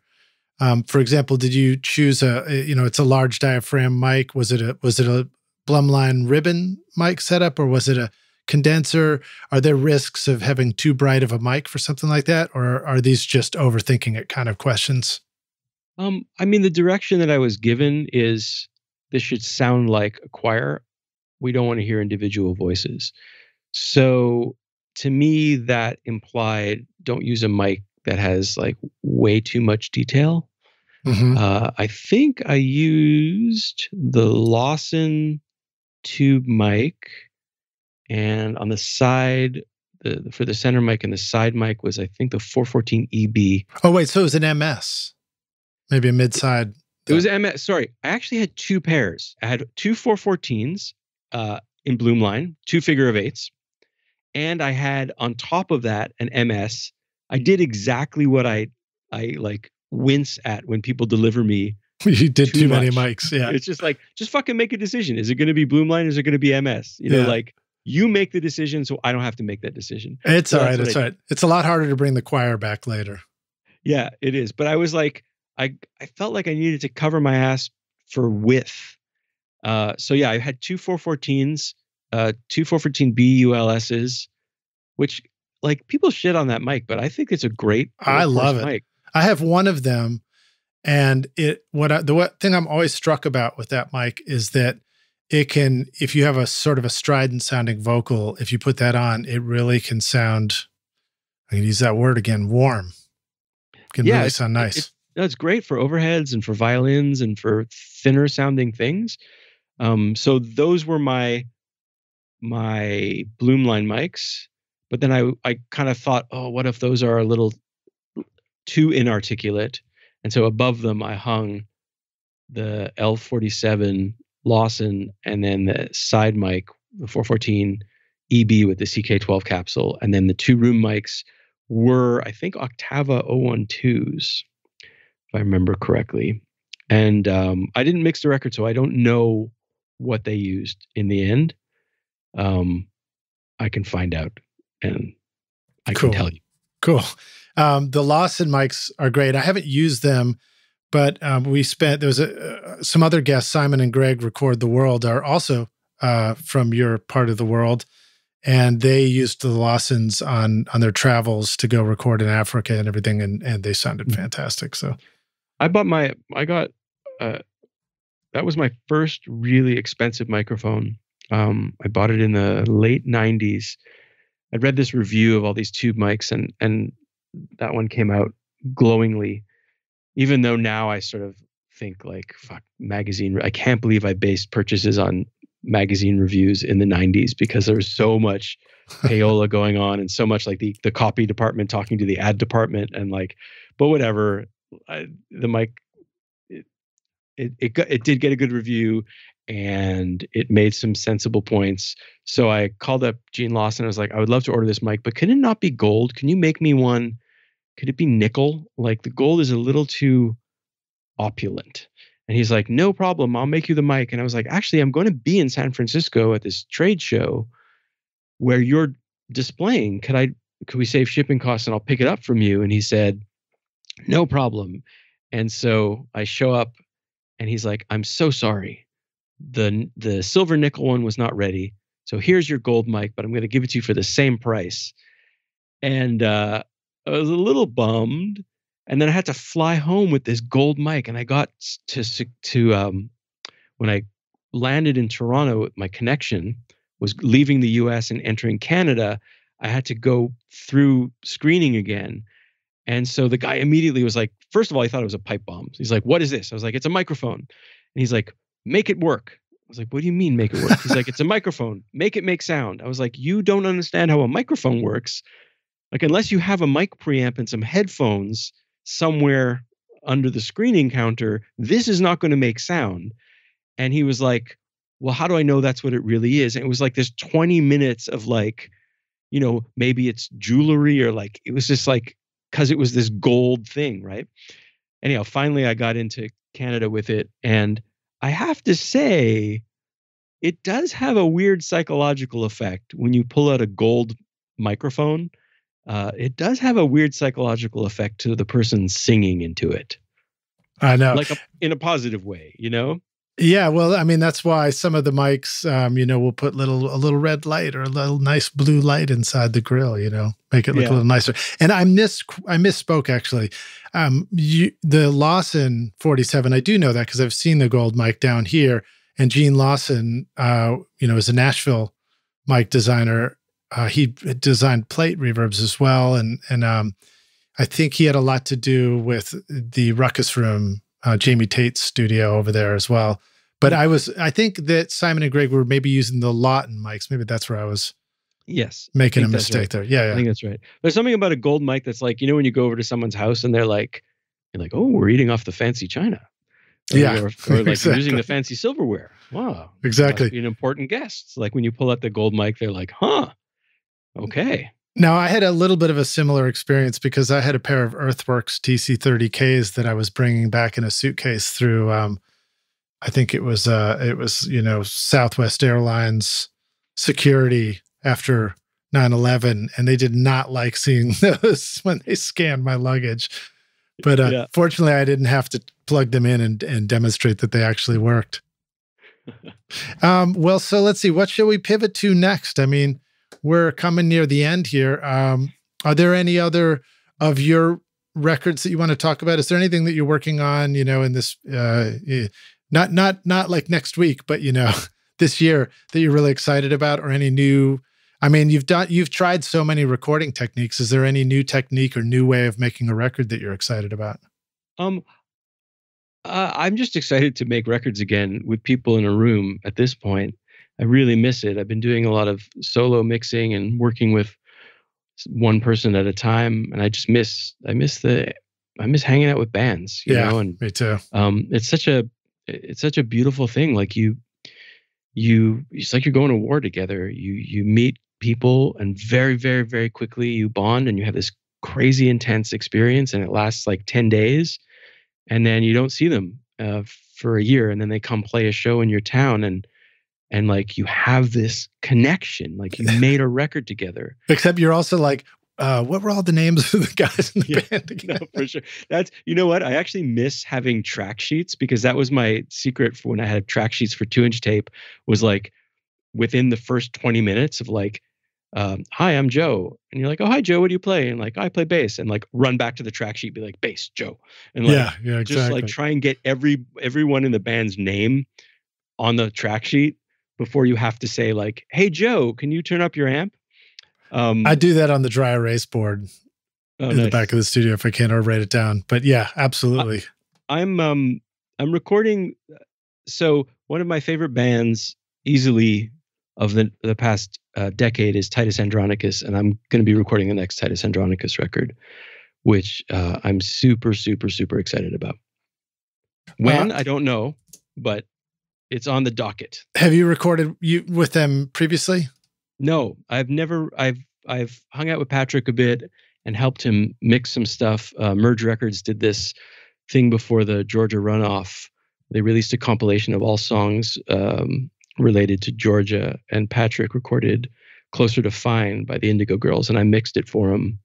And he's come up, and I've given him studio time to just do demos and hang out. And we were supposed to record last year, and then, you know, this thing happened. And so that's the thing that's that's the carrot at the, God, I was going to mix metaphors. The carrot at the end of the tunnel. Yeah. But maybe we shouldn't even mention carrots. I feel like I've been hearing that word on the news even. Carrots? Yeah. Carrots and sticks. How so? Oh, I don't know. I don't want to go into that topic. Just related to that thing going on this year. Oh, okay. Okay. Yeah. But so I do want to rewind a little bit though. VIC CHESNUTT. I don't think I know which record you did, and I want to make sure that goes into the playlist. So what was the title? We did North Star Deserter was the first record, and that was Jem Cohen's idea. Jem Cohen's a filmmaker, friend of Godspeed and Vic, and he did the Fugazi movie Instrument, I think it was called. And so he hatched this idea. He's like, hey, Vic, you should record with the guys from Godspeed and Fugazi and record it up at their studio, the Hotel Tatango. So we made that record. It's called North Star Deserter. And I fucking like shit my pants when I heard that Guy Picciotto was coming up to record, and that I would get to be the person who'd be like, Guy, we're rolling. Because nice. Fugazi was one of those bands in my, you know, teenage years that was so important. You know, like I've always liked music that has content, you know, and like, if you're gonna sing a song, basically what you're telling people is like, hey, whatever's going on in your life, or whatever's important in your life, I want you to put that aside, because what I'm gonna say right now is more important. Like, for you to give me your time, I have to say something that's more important. Yeah. Or get you to think about something in a different way, or something you've never thought about before in a way that's worth you giving me that time. What about My Broken Heart?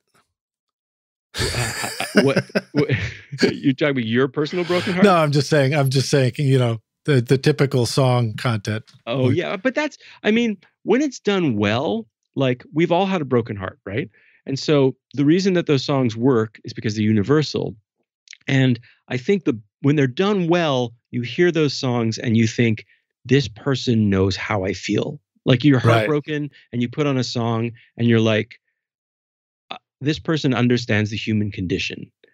And when they're done not well, which is most of the time, they're unlistenable.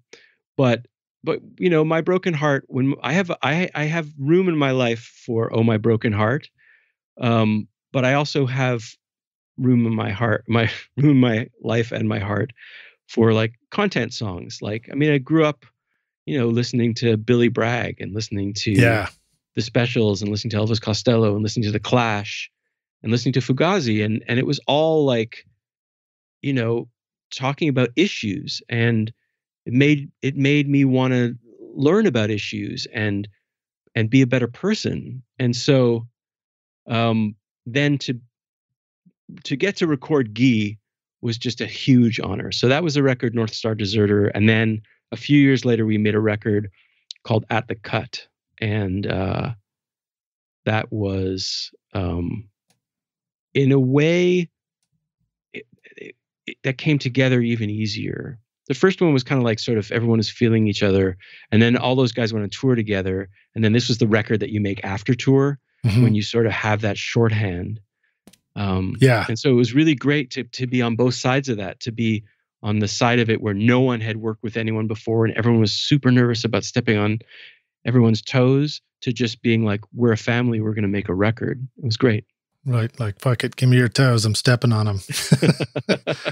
Very cool. So that was about, according to Spotify anyway, 2007, 2009. And Rockstar, as a reminder, I've got a playlist of music that Howard has recorded, and just scroll down and it should be in the show notes, so you can go listen to stuff there. I hope that's all right with you, Howard, but I'm just excited to be able to, I do appreciate in this day and age that you can get access to music and go hear the stuff we're talking about very quickly. Yeah, no, for sure. I as a birthday present to my daughter a few years ago, I bought her Spotify. I actually have bought her records. Like, she has a record player and I buy her records, and it really feels amazing. But for her birthday, I bought her Spotify, and it was kind of just easier to buy the family account. And I mean, I totally use it, and I use it and I end up buying the records I really like. And I've yet to buy a record in the past 3-4 years that I wish I didn't buy. And that's kind of because of Spotify. Well, I also got my daughter a record player and have been loving buying her records. So it's a lot of fun to do. It's amazing. It really is. Like, so I buy my daughter, for this past birthday, I bought her like 10 records that she's sort of been talking about. And so I buy her these 10 records, and like the second she opens them, I'm like right behind her with the plastic, the thick plastic jackets, and I put them all in the plastic jackets for her, and like sort of give her the lecture about like, don't leave them on the turntable and don't leave the dust cover open. And she's like, And then like the next day I go into her room and she's painter's taped all the covers on her wall. All the records are just sitting in their white jackets on her floor. And like, I'd had one of those dad moments that I'm sure like my parents had with me all the time. And I'm sure I just rolled my eyes of like, you totally don't understand me. Of like, telling my daughter she couldn't put up her favorite records as art on her walls. Right. That's not what they're for. Right. It turns out, even came out of my mouth. Like, that's not what they're for. And of course she's right. Yeah, for sure. Although I have to say, I was like, what did you put them up with? She's like, painter's tape. I was like, they're not going to stay up. She's like, Dad, they're going to stay up. And like the next day, like 5 of them are on the ground. And I was like, you see? There you go. Shouldn't have used painter's tape. Well, Dad of course, all you have to do is look at an old photograph of all the 45s, like just strewn across the carpet, and you realize that's really sort of the life of records, isn't it? Yeah, absolutely. Absolutely. Want to know how to record killer drums in your studio? Rockstars of Drums will show you how to record, edit, and mix pro-sounding drums with examples from Nashville session drummers in a Grammy-winning studio. Want to know how to master your own music at home? Rockstars of Mastering will show you how with plugins in your DAW so that your music will sound awesome when you finish your mixes. And if you're looking for a step-by-step solution for a pro mix that won't take years to learn, Ultimate Mixing Masterclass with Craig Alvin will show you a proven method for creating Grammy-winning quality mixes that you can apply in your home studio right now. Or if you just need to learn the fundamentals of a great mix, then register for my free course, Mixmaster Bundle, to get great mixes using simple, free plugins. Get started now making your best record ever at recordingstudiorockstars.com/academy. Use the code ROCKSTAR to get 10% off any course in the Academy for a limited time. You want to do some of these really quick sort of questions on our way out the door here? Listen, go hit me. All we right. can always listen. If things really go south, can we just pretend that could you just splice the like, thank you very much, like right here. You know, we can try. We can always try. All right. I'm sure you can edit. So when you started out in recording, what do you feel like was holding you back? What do I think was holding me back? Well, so I mean, in a way, it was a blessing, because what was holding me back was the limitations of the equipment I was using, and so it made me learn how to record a band on 4 tracks, because I didn't have. It was, man, when I started recording, I was just lusting after having a 16-track half-inch machine, and I went into our local music store, and there was one for sale used. It was like a lot of money. I didn't have the money, but I asked about it.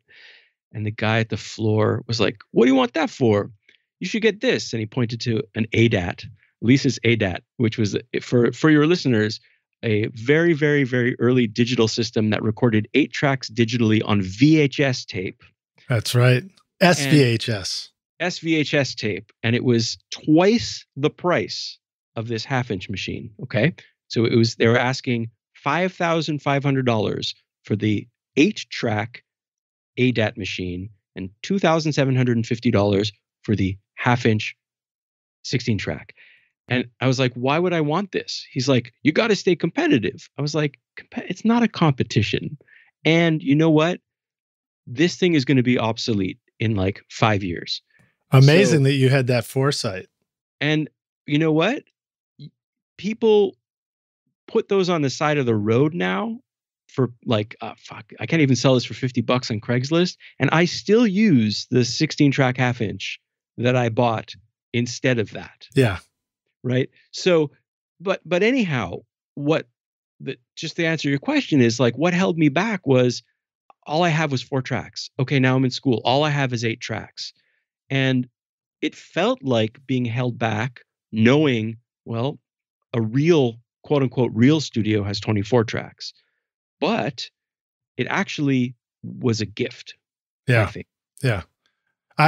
My dumb version of thinking what a real studio was like, well, a real recording session, you're supposed to spend the first half hour trying to get the ring out of the snare. Right. I remember doing that with our band. They were all looking at me like I was crazy. How about some of the best advice you received about recording or music making records that you remember? I mean, there's been a few.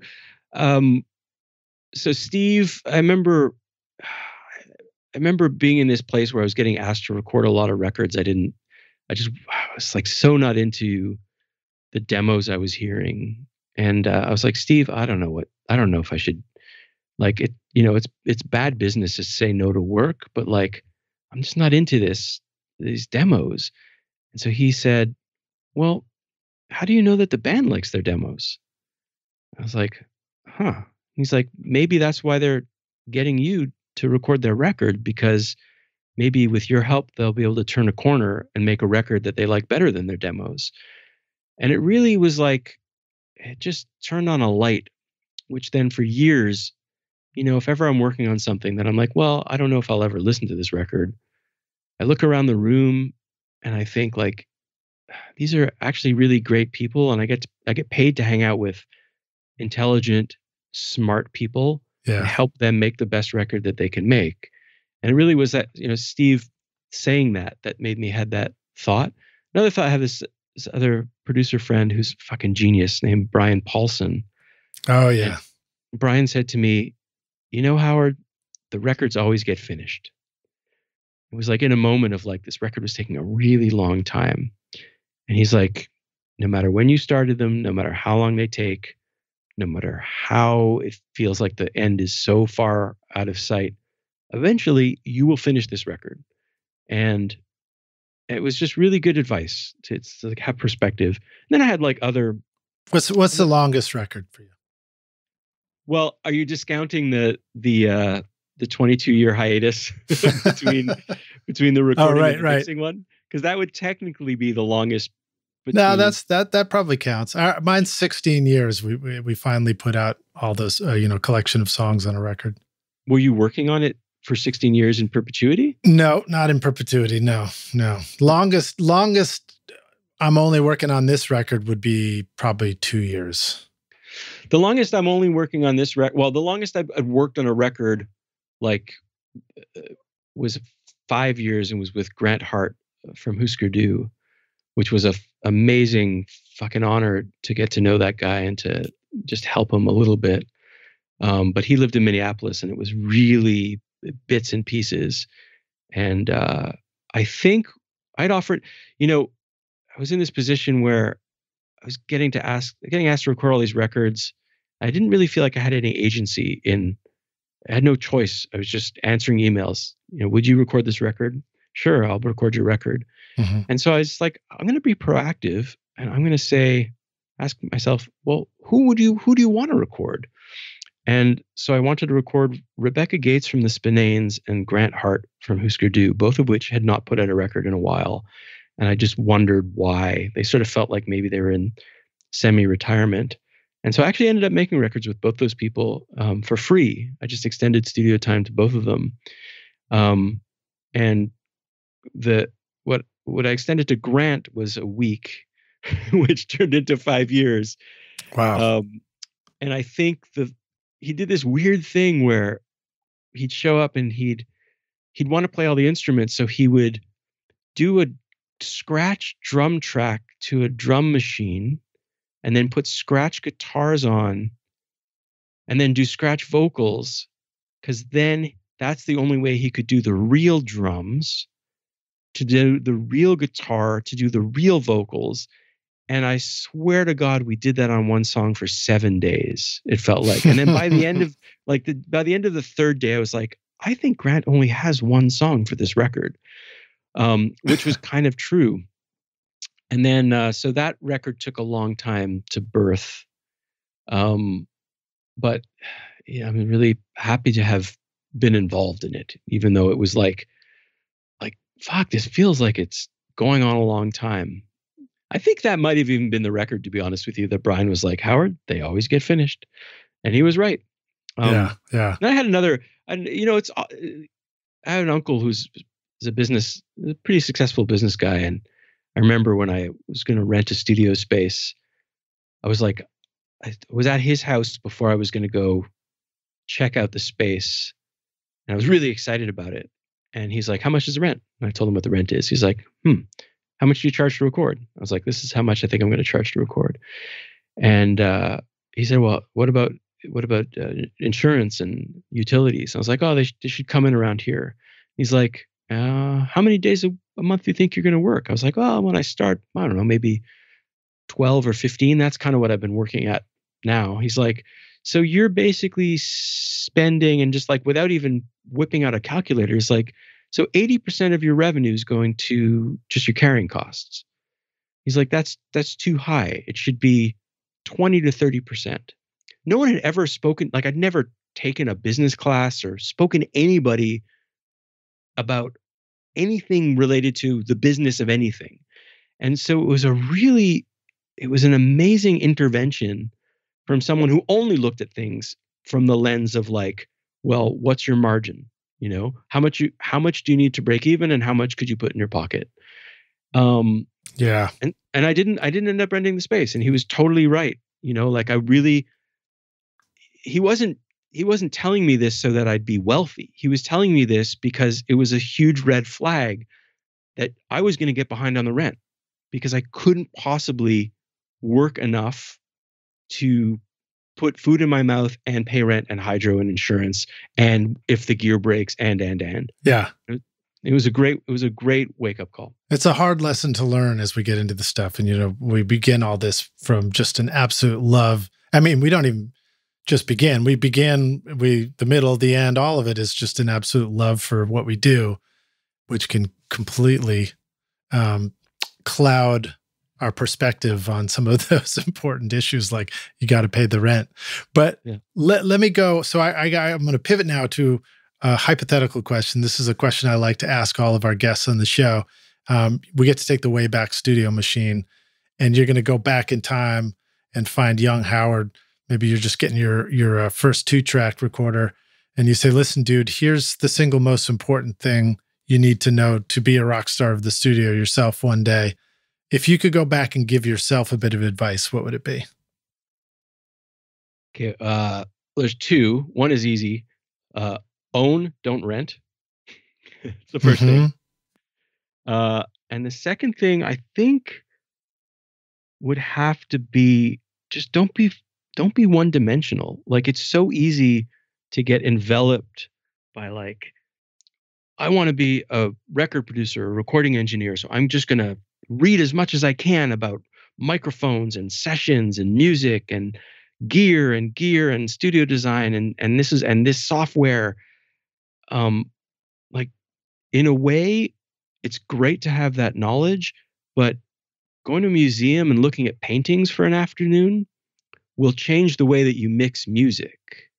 Reading a book or watching a really well done movie, or even like cooking food or making things with your hands, like making furniture, all of those things will make you a fuller, better, more dimensional person.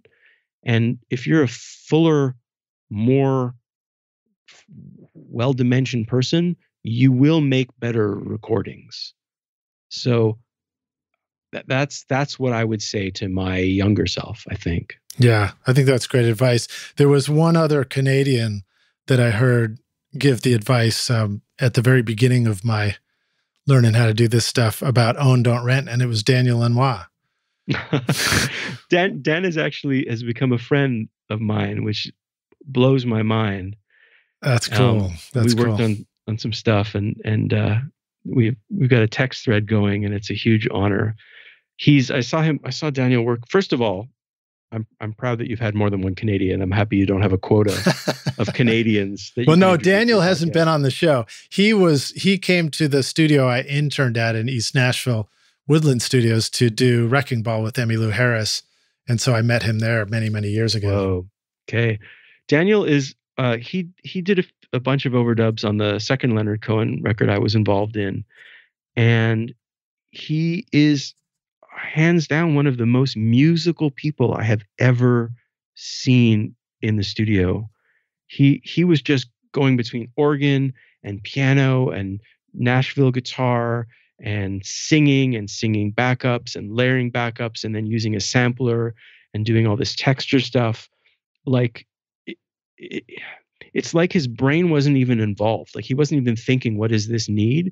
It just went from listening to doing in a way that, like, I was like, okay, this person is an accomplished master that I hope everyone is lucky enough to have the experience of seeing someone work at this level, because it was just mind-blowing. And really, like, you know, when you see someone who's successful and then you find out that they're either really a kind person or they're actually quite talented, and you feel like that person got what they deserved. Like, Daniel Lanois deserves to be successful because he embodies musicality in a way that I've rarely seen. So cool, man. So cool.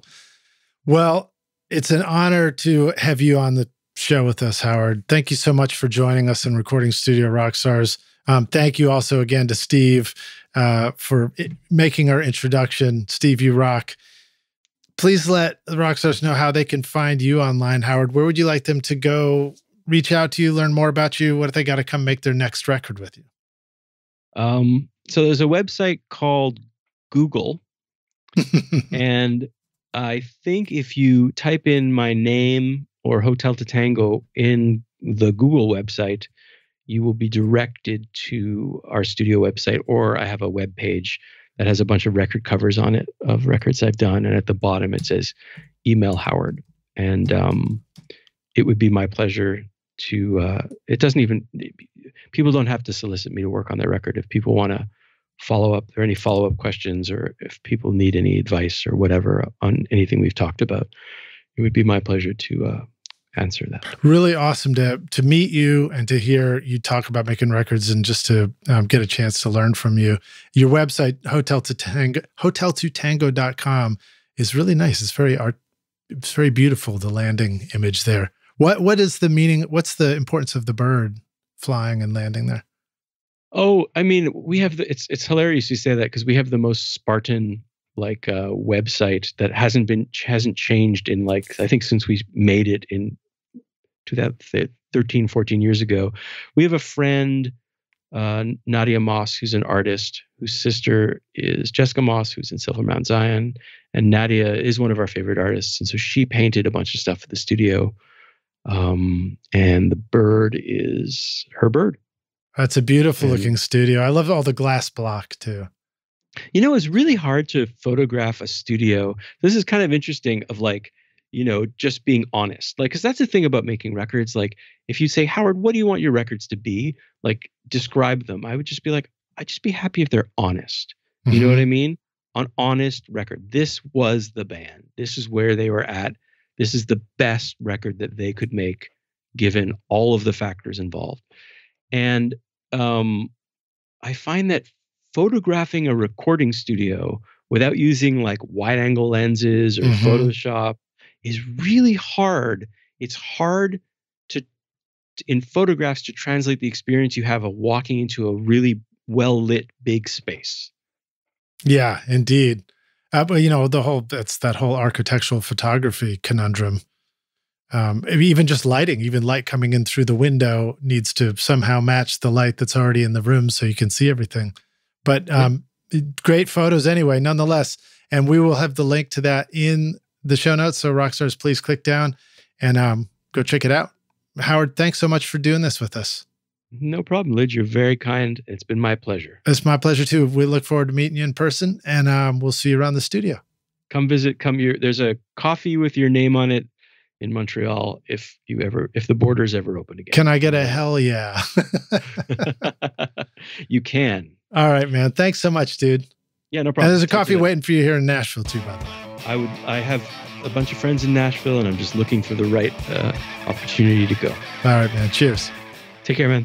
Thanks so much for listening to Recording Studio Rockstars. If you enjoyed the show and want to help make it better, then please share this episode with your friends on social media and leave a rating and review on iTunes to help the podcast reach more rock stars like yourself. You can click directly over to iTunes or go to rsrockstars.com/review for an easy explanation. And remember to hit the subscribe button to keep up with weekly episodes. And if you're ready to make your best record ever now, then head over to Recording Studio Rockstars Academy, where you can start with my free course at mixmasterbundle.com. And if you want more free content from Recording Studio Rockstars, all you have to do is go to rsrockstars.com/email. Again, that's rsrockstars.com/email to enter your name and email, and I'll keep you in the loop with articles, videos, podcast updates, and even free gear giveaways for your studio. Just look for the link in the show notes below. Thanks so much for listening, and thanks for being a rock star. I'm Lid Shaw, and this is Recording Studio Rockstars. Now, go make great music.